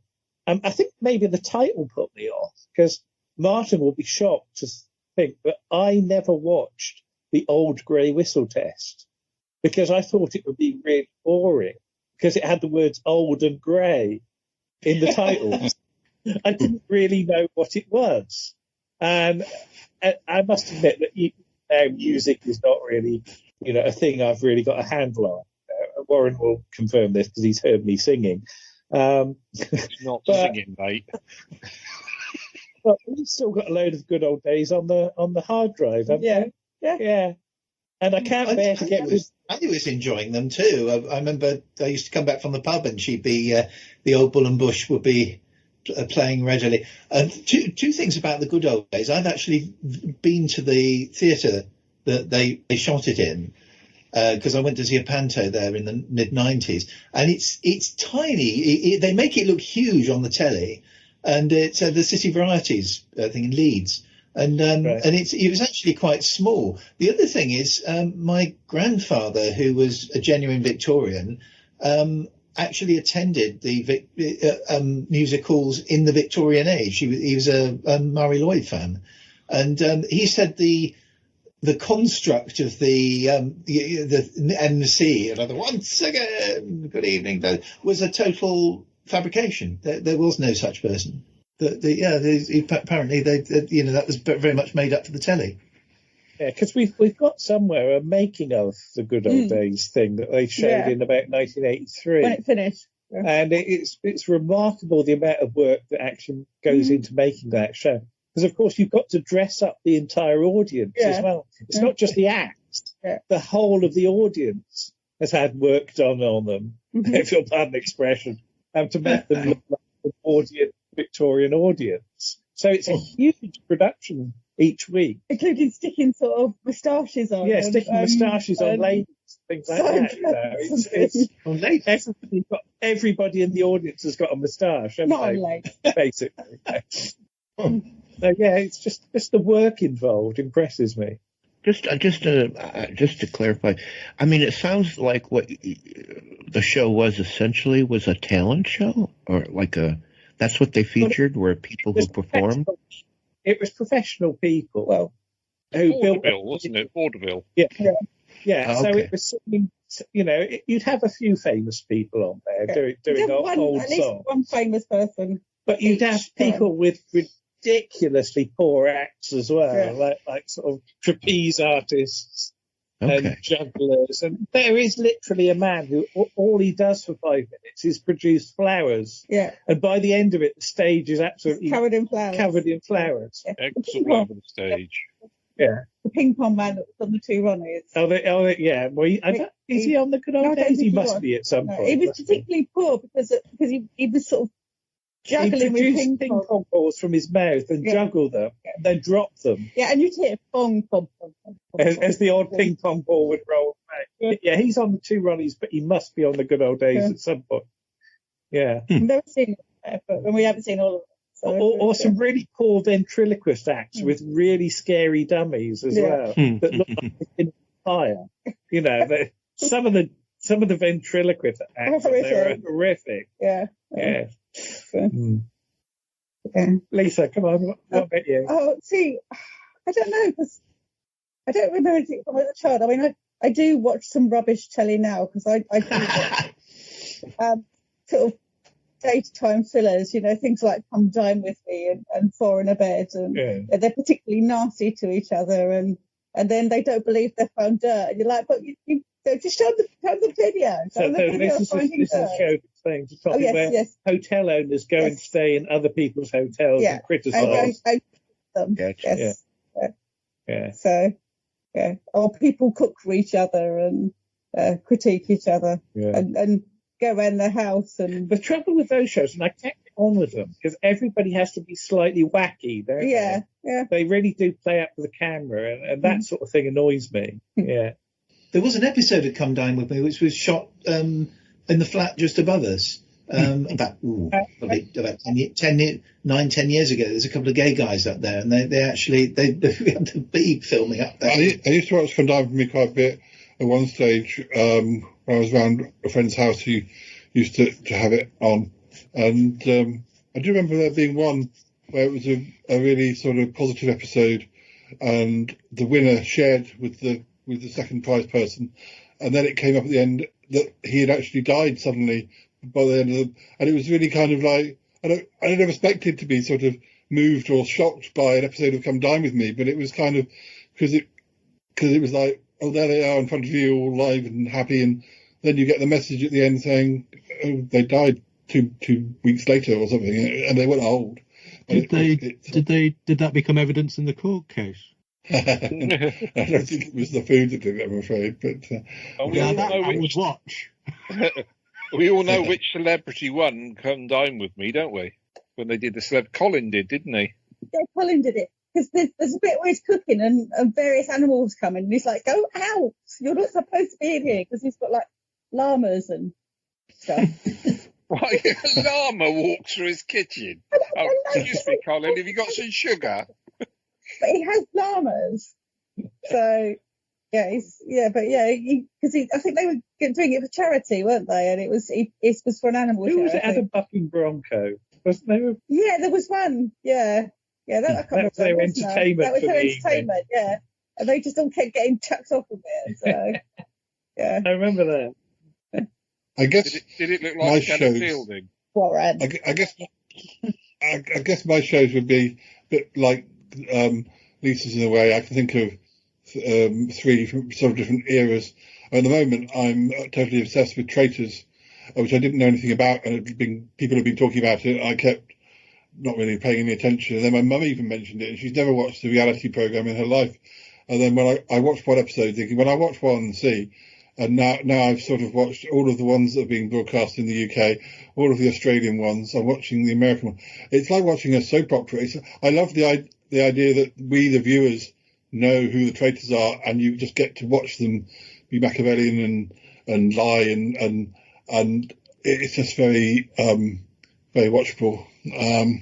But I've also went for I still enjoy watching them. I enjoy the show Catfish, which is in a way similar in that it's about people who have kind of made connections over the internet with people who they may be almost engaged to. But every time they try to meet up with them, there's an excuse, and they get the Catfish team to come in and work out, is this person a real person or is it somebody else? Or sometimes it turns out that it is somebody who's just chronically shy, or sometimes it will turn out to be something more twisted and weird. And it's a form of people watching, I suppose. It's kind of fascinating. And the other show that I don't think it's that news to people that I like it, but I used to love Treasure Hunt, and I was saying to Nick earlier, they can still make Treasure Hunt today. Treasure Hunt was, for those who don't know, was a show which was clues, but a helicopter was used. There were contestants in the studio, and they were connected to the person in the helicopter, and she had to run around, and they would say, go to this point, and she'd find the next clue or wouldn't, depending on whether they'd given them the right information. I loved the whole idea of it, and I loved the fact that they were out and about in beautiful countryside or interesting places. It's not a format that I think dates. They did bring it back in the early noughties, and it was still good then. I don't really get quiz games and things that are in studios. I like them running around. Probably when I was about 11 or 12, I was very, very keen on the show, and I used to invite friends over in the summer holidays, and I did my own version of Treasure Hunt, where I went out before they arrived and put clues all around the village. And it was like an outward bound course, having to get over barbed wire fences to get from one place to, and of course we didn't have a helicopter. I couldn't run. The budget didn't run to that. But yeah, I was so. I don't know how many other kids of my age were recreating episodes. Well, not recreating, but living their own versions of Treasure Hunt because of Annika Rice. Yeah, well, it's a very, very me thing to do, I should think. But I think Paul, you and I on one of your shows a long time ago, I think we discussed the hell out of that show, didn't we? Or is that a different show? I definitely talked about it on this show and other shows. Awesome. Yeah, we're running out of time. I think we're going to say goodbye to everyone. Then we're going to come back and just do one or two Would You Rathers with Yeti Uncle John and Cromitty. Because if we don't, Yeti Uncle John will make my life living hell for the next 20 years. So anyway, well, thanks to everyone for being here. Thanks to Toppy Smelly and to Martin Holmes and to Warren and to Andrew and Lisa, Toby and Lisa, and to Mr. Goodman and me. I think that's everybody. Cromitty and Yeti Uncle John, of course. Yeah, I think so too, Paul. Yeah. Well, listeners, there'll be more Chatterbox to come. Of course, we've got plenty of other episodes in the can as well. And as you know, you've got Vision on Sound you can tune into. You've got the Smellcast. Are we expecting more episodes of Around the Archives soon? We're having a little hibernation for winter, but we will emerge blinking into the spring. Yes, we'll be back in the spring once we've decided what we're going to do. Yeah. So we emerged from our chrysalis. It's 75% there. And the cinematic sausage is still sizzling. The sausage is sizzling. Nothing in the pan at the moment because life's got in the way. But you need to turn it over. I need to prick it a bit. I know Mr. Warren and I have discussed a particular film as well for another episode. So. Well, anyway, yes, join us again soon. There'll be more from the Shy Life podcast, and you take care. And don't go away because we've still got a little bit of extra material coming up. Bye for now. Bye. Bye. Merry Christmas.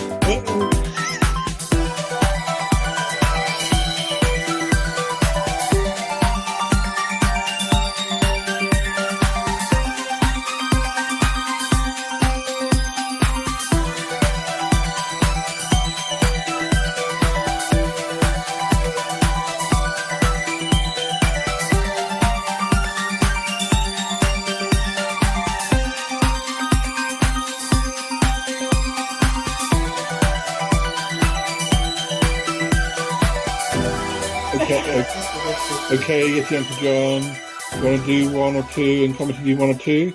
I think that would be a good idea. You go first, Yeti Uncle John. Okay, this is for everybody. I won't ask you individually, but speak up with your opinions. So, Yeti Uncle John. Well, would you rather have the ability to see 10 minutes into the future or 150 years into the future? What do you think, guys? 10 minutes. Definitely. Yeah, I could peak at 10 minutes, yeah. Yeah, 10 minutes. I think I'd be freaked out by always assuming that we'll be, the world will be here in 100 years. I don't know that I don't know. I think I know kind of roughly what's going to be happening in 10 minutes' time. I think I'd be more interested in 150 years. I have to go for 150 years as well because I want to see whether hoverboards do ever become a thing as predicted. Because they're overdue. Is it specifically 150? Like literally just that 10? That now, but exactly now. No intervening time. It's just that point. That's the only bit you can say. Or could you get to see the whole of the 150 years? Oh, I don't know. I guess if you were able to stay at that time, you could go back and look in the history books. Donald Trump will probably still be trying to get into presidency. No, it's not. It's not like a February day in 2174. It's not. It's very specific kind of future, one particular day. But it's right. Okay. Well, I'd love to know what missing telly's been returned by that point. So, yeah. What season Doctor Who will they be up to? I'd like to see how some of my, what legacy are left. Things like the computers made of cheese, or the obviously Mr. Toppy Smelly taught me to be a magician. Made of cheese, wouldn't you, Mr. Trowbridge? Yeah, I mean, I wonder if people will still be talking about me and my magic as taught to me by Toppy Smelly. Who knows, eh? No doubt. Okay, why don't you ask another one? What? Would you rather have telekinesis, the ability to move things with your mind, or telepathy, the ability to read minds? Oh, I don't want to read people's minds. I don't know. I know what are in people's minds. Telekinesis every time. Yeah, there are many things I'd like to move without touching them. Yeah. I'd go for telekinesis as well, particularly when my mobility isn't very good. It'd be great just to kind of, not have to get up and go to the fridge, just have things float on over from the fridge. What Warren said for me. Okay, Cromitty, do you want to ask a couple before we go? I'd be very proud to. Yes. Would you rather be forced to sing along or dance to every single song you hear? Ooh. I mean, when you say forced, it's not like at gunpoint. No, it'd be like a sort of something. You heard a song and just automatically you were either singing to it or dancing to it. Well, I generally sing to songs anyway. So, and sometimes I even get the words right. Yes, not a lot. Sometimes I'm singing along to a completely different song. Yes. They sing along because I can't dance. Sing Along Elisa, the well-known album. Yes. Yeah, the dancing thing sounds exhausting. I mean, I used to like doing my Yeti dances, but these days I'd have to be singing along. No, I'd go for dancing because I can never. I may not know the words to whatever I'm hearing, and also I've never understood lyrics anyway. I'm kind of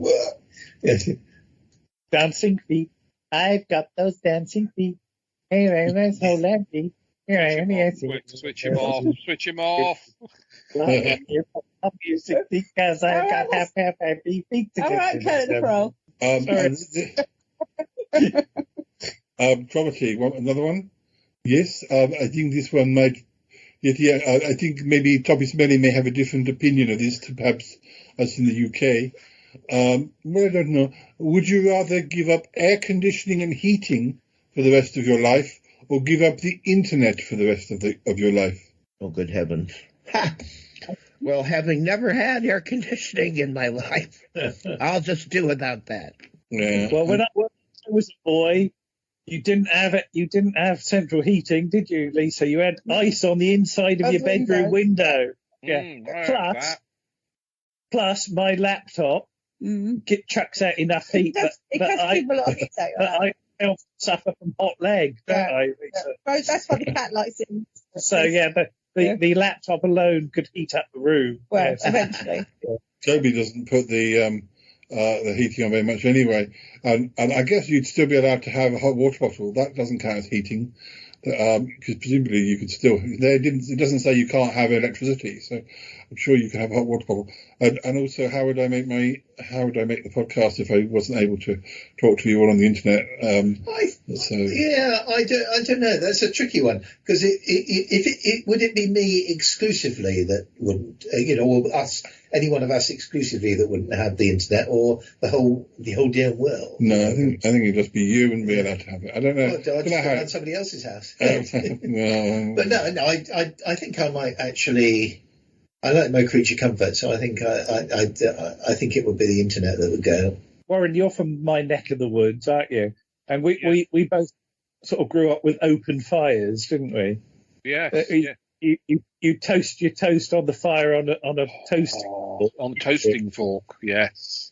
No, I could I could get rid of the heating and the air conditioning. I don't want that business. Peter, what about you? Did your gran have an open fire? She did, but I don't think she ever toasted bread on it. I never saw But you were scared of the fire, I was weren't scared you? of the fire, yeah. Yeah, because it would spit at you. Because the coal cracked and it would spit. Yeah. But I love doing muffin and crumpet. Yeah. I heard that about you, yeah. Well, we're just going to allow one more each for the boys because this is for the very last bit of the episode. Go on, get your Uncle John, ask your last question, your extra last question. Go on. Okay. Would you rather buy 10 things you don't need every time you go shopping, or always forget that one thing that you do need when you go to the store? Well, that's easy. I always forget it anyway, so I'll go for the one. Same as. Yeah. I'd go for that. And who knows, maybe the 10 extra things amongst them are something really, really good anyway. So perhaps... I couldn't afford 10 extra things that I didn't need. Just working at a supermarket, Lisa, does that help you remember things because you're in the store all day? Do you still forget things at the last minute? No, we have to make a list. We don't make a list and we don't cross it off. We don't always remember. Well, you have a list on your phone and it stopped working the other day. Yes, it didn't work, so I had to remember it. And So I you did remember You did remember, so you got everything. Yeah, but luckily it wasn't much. I think it had been much more. I wouldn't have remembered. But I do a thing that I write out a list on Friday morning, then we go around shopping Friday evening. Yeah. And occasionally, if I put something extra in the You trolley, write it on the list. I have to write it on the list And cross it off. and then cross it off straight away. Even if I bought it on a whim, it has to go on the list. Which happens quite a lot. You do buy a lot of things on a whim. I do buy whim things, do I? Yeah. I buy whimsies. Yeah. And occasionally I will see something while I'm serving something and I think, oh, that looks nice. So I have to try and remember to add it to the list. Yeah. So I usually write it on my hand and then I put it on the list. Cromitty, your last question. Yes. Would you rather never be able to go out during the day or never to be able to go out at night? That's better. Right. I got it. Me, going out at night because I don't go out at night if I can avoid it anyway. So unless I'm working. Well, I have to go out at night, put bins out. Don't I? Yeah, I don't think that counts. Well, yeah, and then I have to. I saw the moon the other night, didn't I? So I if I had to go out one or the other, I'd go out at night because so you can see the stars. Then I could see the stars, couldn't I? The moon was mooning at you. Well, the moon had some earthshine the other night. Yeah. You know about earthshine? You've heard about moonshine, I'm sure, which is a drink. Yeah. But earthshine is when light from the sun reflects off the earth, goes up to the moon and illuminates the dark bit of the moon when the moon is in a crescent shape. So you can actually see very, very faintly. Yeah. And it was very good. It's very good. About a week ago, wasn't it? Yeah. Mm-hmm. I'm not bothered about going out at night anymore either. So I think I might go out in the day to get a little bit of fresh air. But anybody else? I think reluctantly I would say I'd go for going out during the day. I quite like going out at night. I particularly. I seem to be unique in this. I enjoy going to work in the dark, because you hear the dawn chorus and it's nice and peaceful. But it wouldn't really work just going out at night. I say for me, as much as I love the night, the way things look and feel and smell, and all the night sounds, the creatures of the night, crickets and whatnot, vampires. I love looking at the moon and the stars, but boy, I'd really miss the sun if I never saw that again. Or felt it on my skin. Yeah. There was about 20 years ago, I dated somebody who, I was younger myself, but they weren't that long out of university and they still lived like a student, although they were working by then. And they used to stay up at night at weekends so late, and then get up about 3:00. And it was during the winter. And so for that month or so we dated, I really kind of got seasonal disorientation because during the week when I was at work, I'd be getting to work and it was dark, and leaving, it was dark. And then at weekends when I would usually be out, I wasn't able to go out until it almost got dark again. So I wasn't seeing the light at all. And it really, it wasn't the reason we broke up, but it didn't help. But especially in the winter when there's not much light as it is. But anybody else have anything to say before we have to say goodbye? No, I think we've left them speechless. Yes, well, Yes, I'm gonna and I need, Lisa's got to go to the tumble dryer. He tumbled. and I need to go to the bathroom. So I'm going to give you that. Okay, I'll see you later, Lisa. Okay. Say bye-bye, Lisa. We'll say goodbye, yeah. Thank you, Yeti Uncle John and committee. Oh, my pleasure. Yeah. What were you saying about my cologne? I think I was wearing a nice cologne. I got it from the hat shop.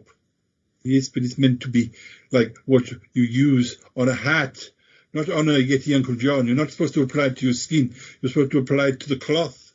Oh, is that why I've got sort of a strange sheen to my skin? Yes. What is it? The Cologne Ranger, is he? What is it? Oh, yeah. Yeah, that's quite a good joke, that. Cologne Ranger. It will be if I say it right, yes. Oh dear. Oh dear, Uncle John, you're so easy and pleased. Oh well, we can keep talking, but that's the end of the show now.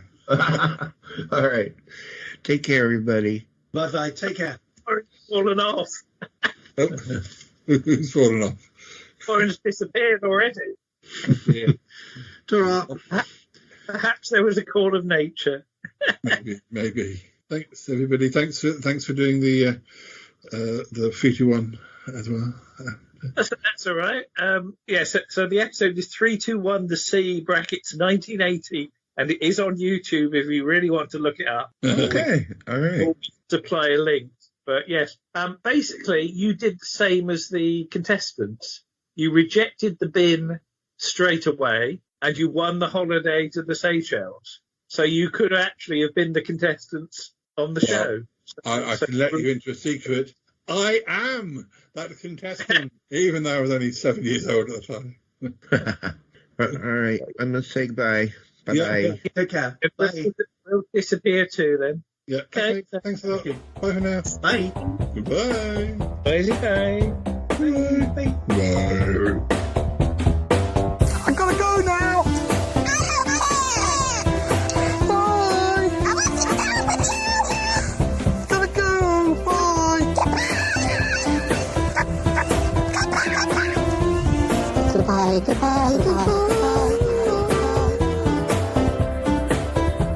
Goodbye.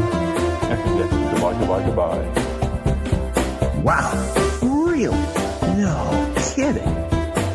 Thank you, darling. And you too. Bye-bye. This show is part of the Pride 48 network. Find more shows over at pride48.com. Oh dear. What's going on now? Oh, it's the Shy Life podcast. Let's go. I have a voice. I have a voice. You have a voice. You have a voice. We have a voice. We have a voice. Unique voices in podcasting. UnivazPods.net. That is so cringe, oh my god. You're a man of culture as well.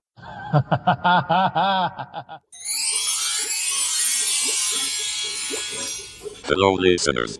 This time for our next material we have the original recording of a scene or two that was intended for episode 703, which in the end was re-recorded because Paul was super sleepy on the day that he recorded it, and then it was another few months before he returned to the episode, so he simply decided to start again.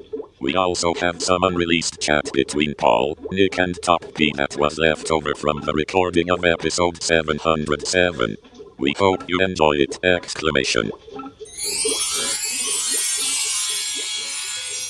Hello and welcome to yet another episode of the Shy Life podcast with me, Paul the Shy Yeti. How are you doing? I'm all right. How are you? Good. Right. So what's this episode going to be about? Well, those of you who have been listening regularly will know that there's been quite a lot of trouble of late with poor old Ick. Now, well,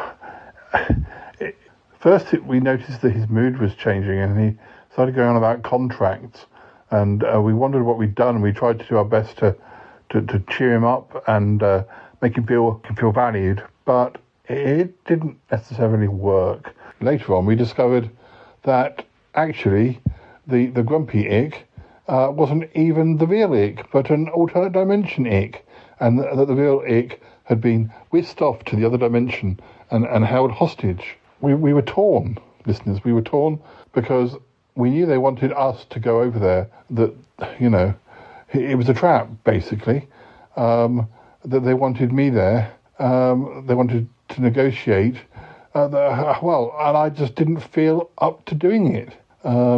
So we waited and we waited and eventually we did go over there and we rescued him.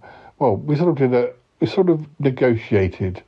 Toppy taught them some magic and not so long ago we finally brought Ick back home. If that sounds complicated, well, there is even more complications. But I think we should run the theme music when we come back. I'll fill you in. And run that theme music. So listeners, the main thing you need to know is that Ick is back. But,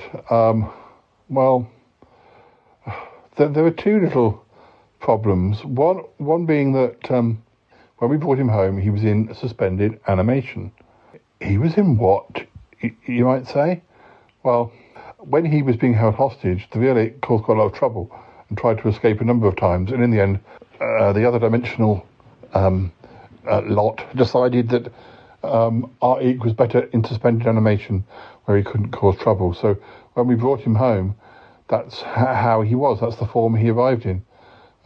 We did have a device that proved that it was the real Ick, but he was trapped in a block of ice. We were having to thaw him slowly. Now, you'll remember maybe a couple of episodes ago, maybe more, we sort of were encouraged by Cromitty to all come and visit Ick in his spaceship, even though he was preserved in ice. Cromitty thought that just hearing our voices, even subconsciously, even sort of reverberating through the ice, even though he was unconscious, would help. So that's what we did. We all popped in. Martin, Tallulah, Reginald, Bettina, August, and we all popped in and we said hello. Of course, Cromitty was there, and Yeti Uncle John was there. We were concerned because it was supposed to take time for Ick to defrost, and then because of Yeti Uncle John falling asleep on the equipment, he was defrosted in a matter of, minutes, hours. But thankfully, it appears that nothing has gone wrong. So Ick's back. It's great news. Great news indeed. We'll be speaking to him soon, very soon. It's just great to know that things are probably, back to normal. There's so much to come in the next few weeks and months. There's got to be a lot going on. It's exciting. Oh, God. So, meanwhile, back in the other dimension. Other dimensional Paul. Have we heard anything? No. Other dimensional Ick, we haven't. Soon something will happen. Yes, and we have to explain for those who have not listened what is going on. Yes, we have returned the real Ick to Paul, and he, in turn, through Toppy Smelly, has taught us all manner of magic. Yes, this is true. Yes. But what they don't know is that the returned Ick is a ticking time bomb that he is implanted with a bomb that is triggered to explode when a keyword is spoken. Yes. Ha ha ha. It's a very cunning plan. Yes, it is. And the keyword. Tell us the keyword. Well, the keyword is simple. A word that most people would very rarely speak, but in Paul's life, this word is a lot more of a big deal. Yes, tell us. Tell us the key word. The key word is Phoenix. Phoenix, yes. Soon they will begin discussing the Phoenix Sanctuary, and Paul will regret ever having spoken that word. Ha ha ha! Yes, when the word is spoken, then the bomb will explode, and people will die! Yes, this is true. We don't even know who, but our chaos will be spread. Our chaos will be spread.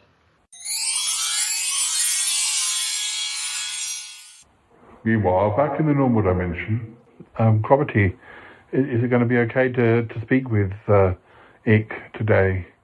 Yes, I think so. It should be fine. There's no reason to think that it would be unsafe to speak to him. He has been, recovering very well since, what went on the visiting day. Yes, since Yeti Uncle John lent on the switch. Yes, Paul. Oh dear, Yeti Uncle John. Never mind. I would really like to speak to him. Is he sitting up in bed? Yes. He's sitting up in bed in his pajamas. And we've just served him tea and biscuits. Oh, that sounds like a lovely treat. Yes, well, he needs to get his strength up. Just go in, speak to him. All right, I will. I'll be out here if you need me. Thanks, Cromitty. Very kind. Hello, Ick. Ick, it's me, Paul. Oh, Paul. How wonderful to see you. How are you? I'm all right. How are you? Oh, I'm fine. I'm fine. Yes. Excuse me. Well, I have not yet had a shower this morning, so, please, if I whiff a bit, that is why. Oh, it's fine. You smell like a rose. A rose, Paul? Oh, gosh. Well, thank you. No problem at all. So, the listeners want to know, how are you doing? Oh, I'm just getting back to normal. Well, I'm so glad. We were really worried about you for a while. We really were. But I appreciate your concern. It must have been a dreadful shock to discover that, the Ick that you had been interacting with was not me. We really thought it was you. Oh, Paul. I've heard some dreadful stories. You might want to confirm them. What exactly? Well, am I right in saying that the other dimensional Ick caused problems about contracts and claimed to want to leave the show? He did, yes. And the day before we found out that he wasn't you, he had handed in his resignation because, well, he'd been complaining for a while about working on the show and not being valued and all sorts of nonsense. It was really quite hurtful. Yes, Paul. I can understand that. Really quite hurtful. Oh, dear. I guess I should just check, none of this business about you leaving, none of it was, it was just a reason to stir things up. Yes, Paul. Yes, it was. I have no problem at all. Well, I really am glad to hear that. I did wonder at first if perhaps it had been really you claiming to want to leave and the other dimensional you had just taken over where you'd left off. No, Paul. I really don't have any complaints. Oh, well, I'm really glad. Oh dear. No, I want to get back into the show and doing things and, hopefully I'll have some juicy storylines. Oh yes, I'm sure you will. But you need to rest up for a bit. Yes, I understand. I won't hurry. I'm glad. Well, I better go and have my shower. I want to go for a walk. Slide across to the Magpie Hut, perhaps. to sing a Young Good Job of the Magpies. They'd love that. They really would. Well, I guess you're walking that direction. I will be, yes. Then I'll come with you. All right. Well, I think probably he was going to make me a tea or coffee or something, so I'll drink that, but it gives you plenty of time to get ready. Yeah. But I shall do that. Yes. I shall do that. Listeners, so we've had Ick back on the show today. It's so good to have him back. Well, listeners, I think it's probably time for you to have a listen to something whilst I have my tea. When we come back, we'll see how Ick's doing. And sounds like a good idea. All right, more in a moment. Good afternoon. Good morning. Good morning. I don't know if we'll hear the chainsaw now. We've closed the window, but yes. Okay. However, we have buried the body, so we won't. Well, the thing is, I was recording last year for one of my episodes in my parents' house, and somebody was chainsawing. So I deliberately had the characters refer to that. What's that chainsaw? When I came to edit it, I realised it hadn't picked up the chainsaw at all. And then because I'd referred to it, I then had to find some chainsaw sound effects and put them in the background. That's funny. That's ridiculous. That's funny. And yet, on other occasions, it picks up things that you barely were aware of at the time. So it's oh dear, the trials and tribulations of podcasting. Toby, before we go, do you have any questions for us about the 60th anniversary of Doctor Who, or how it, what it might involve? Are you curious to know what's coming next? Yeah, I mean, I'm actually rather confused by it all, because I keep hearing about Doctor Who being associated with the Disney Channel. Yes. Yeah. And it's going to have a black guy. Yeah. Yeah. But it's not. It's somehow different from. I don't know. Is it different? What's different about it? There's something still made different. by the BBC, but it will be to give it the distribution in America. It's going to be on Disney Channel, which gives it a wider range. But I don't know that the Disney Channel has any right to say you can't cast this guy, you can't cast this person. My biggest fear is that they'll stop doing the physical media ones, but I do like my physical media. I feel like because they know it's something because Disney have said they are going to stop doing, but as Disney hasn't got the say over this, I think there's such a historical sort of tradition that fans of Doctor Who want a physical copy that to stop doing it now would just seem, people are here's the money sort of thing. Why would they turn around and I mean, I'm watching multiple formats. I've got copies of Doctor Who on digital, but I also watch the DVDs or the Blu-rays or it suits me in the same way as I've got DVDs of the Avengers, and I've got the same episodes on Blu-ray, and I've got them digital, and there are different times I use them. Like, so when I go on holiday, I might take my old DVD copy, or if somebody says, "Oh, have you got the Avengers? Can I borrow it?" I'll lend them my DVD copy, but my Blu-ray will stay in my flat. But when I went on holiday with Harry recently, we were talking, and he said, "Oh, I've never seen an episode of the Avengers," and I said, "Oh well, while we're having tea tomorrow night, why don't we watch a couple of episodes?"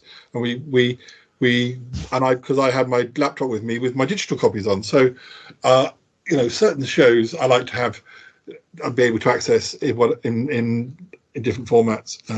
One of we've got an Avengers box set which was given to us by a friend of ours from a mutual friend who sadly died, and it's a Diana Rigg season, and as part of the extras, years ago I recorded some links to narrating a missing episode, that they've got the telesnaps for. And so I'm actually on one of the extras on that box set. I got a question for you. Yeah. And I never heard the answer to this. Who do you credit with actually creating Doctor Who? Like, is there a person? Like, who created the character? I think you'd have to say Sidney Newman. And there was another guy on the creative that said, I mean, I think with all these things, it's a collaborative effort, but Sidney Newman, who is the Canadian famous producer who I think he commissioned the Avengers. He basically put a boot up British television in the early 60s. And he was certainly one of Doctor Who's founding fathers. Okay. He really got the thing going. What was his name again? Sidney Newman. Sidney Newman, okay. It was a kick-ass Canadian producer who felt that we needed to come out of the sort of kitchen sink drama type thing and put more drama, good meaty drama on. His legacy still stands today. So. And I think, it's no real surprise, I suppose, that Doctor Who fans have often ended up exploring the Avengers because there is a lot of sort of connection between the two shows. But I mean, a lot of people get credited with, that side of things. There was Verity Lambert was the first producer. She was a young woman producer, which was unheard of in the early 60s. And she became very influential, and she also helped set it up. Mm-hmm. I guess my other related question is, like, who owns the character? Who owns the rights to Doctor Who? BBC. BBC. Okay. What, are you thinking of buying them? Just curious. For my birthday. Oh, Toffee, thank you. Well, these presents got to get bigger and bigger. You've got to top the last one, Well, anyway, I think that's about it. We might better tell you more about what has actually happened by the time we talk again. If you wanted us to tell it, you might not want to find out yet. He might not get a choice. Yeti Uncle John comes in, he just talks, even if people have got their ears closed. But he'll blab. Oh goodness. Oh well. I know what I'd like to hear before we kind of start is about Martin's book. Well, we were going to kind of talk about it on the show, so I think, or at least as we go around, ask what everyone is up to, because I definitely want to hear a bit more. This will probably be coming out like early April, maybe around Easter. So we might refer to Easter eggs, but not. But only fleetingly. I hate to be pedantic, but Easter's actually late March this year. It is, but it kind of falls across them because April Fool's Day is the day after, I think, or the Monday, or is it? Well, I've already recorded my April Fool's episode, but I did an Easter April Fool's episode. So I only know that because I had to try and book Easter Sunday off, which got refused the first time I tried to book it off. So you were the only person that had to go to work that day, even though they weren't open at the store. So, but I put it in again and it's been accepted. So it's the worst April Fool's prank of all. Turning up for work when nobody else is there. You could dance around the store all on your own. One of my few memories of primary school was turning up on a day. I don't know if it was supposed to be a teacher's sort of training day. We weren't supposed to be in, but back when teachers' training days were weren't as often as they were, like in maybe the late 80s or 90s. But I remember being one of about 4 kids at primary school because it wasn't necessarily that easy to contact people's parents and having to sort of stay at school with 3 other children because I'd been dropped off at school mistakenly on a day I shouldn't be. Did the janitor watch over you? I'm still. And you got home and you found your parents had moved. Yeah.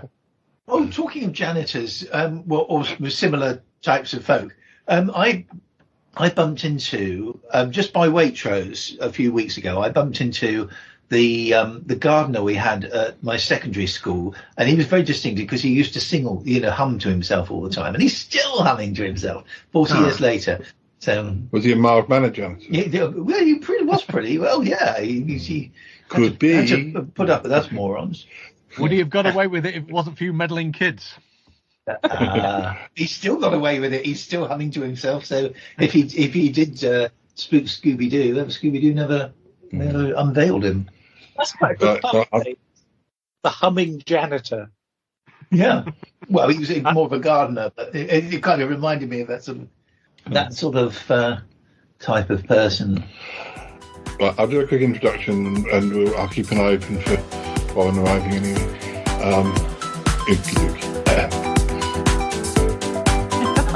I think the Shy Yeti's marvelous. Oh, such a gentleman. 109. No, Paul's a great guy. 709. Sometimes his poems confuse me. 709. Now that one was funny. 709. I don't know, but sometimes the show is really weird. If that slime ball alien it lays a slimy tentacle on me, I'm gonna have to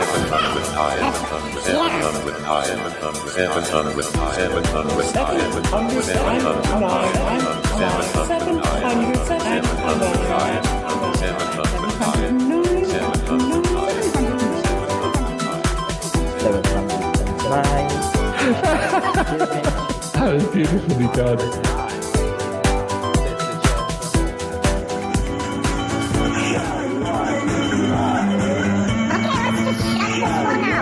Get it going.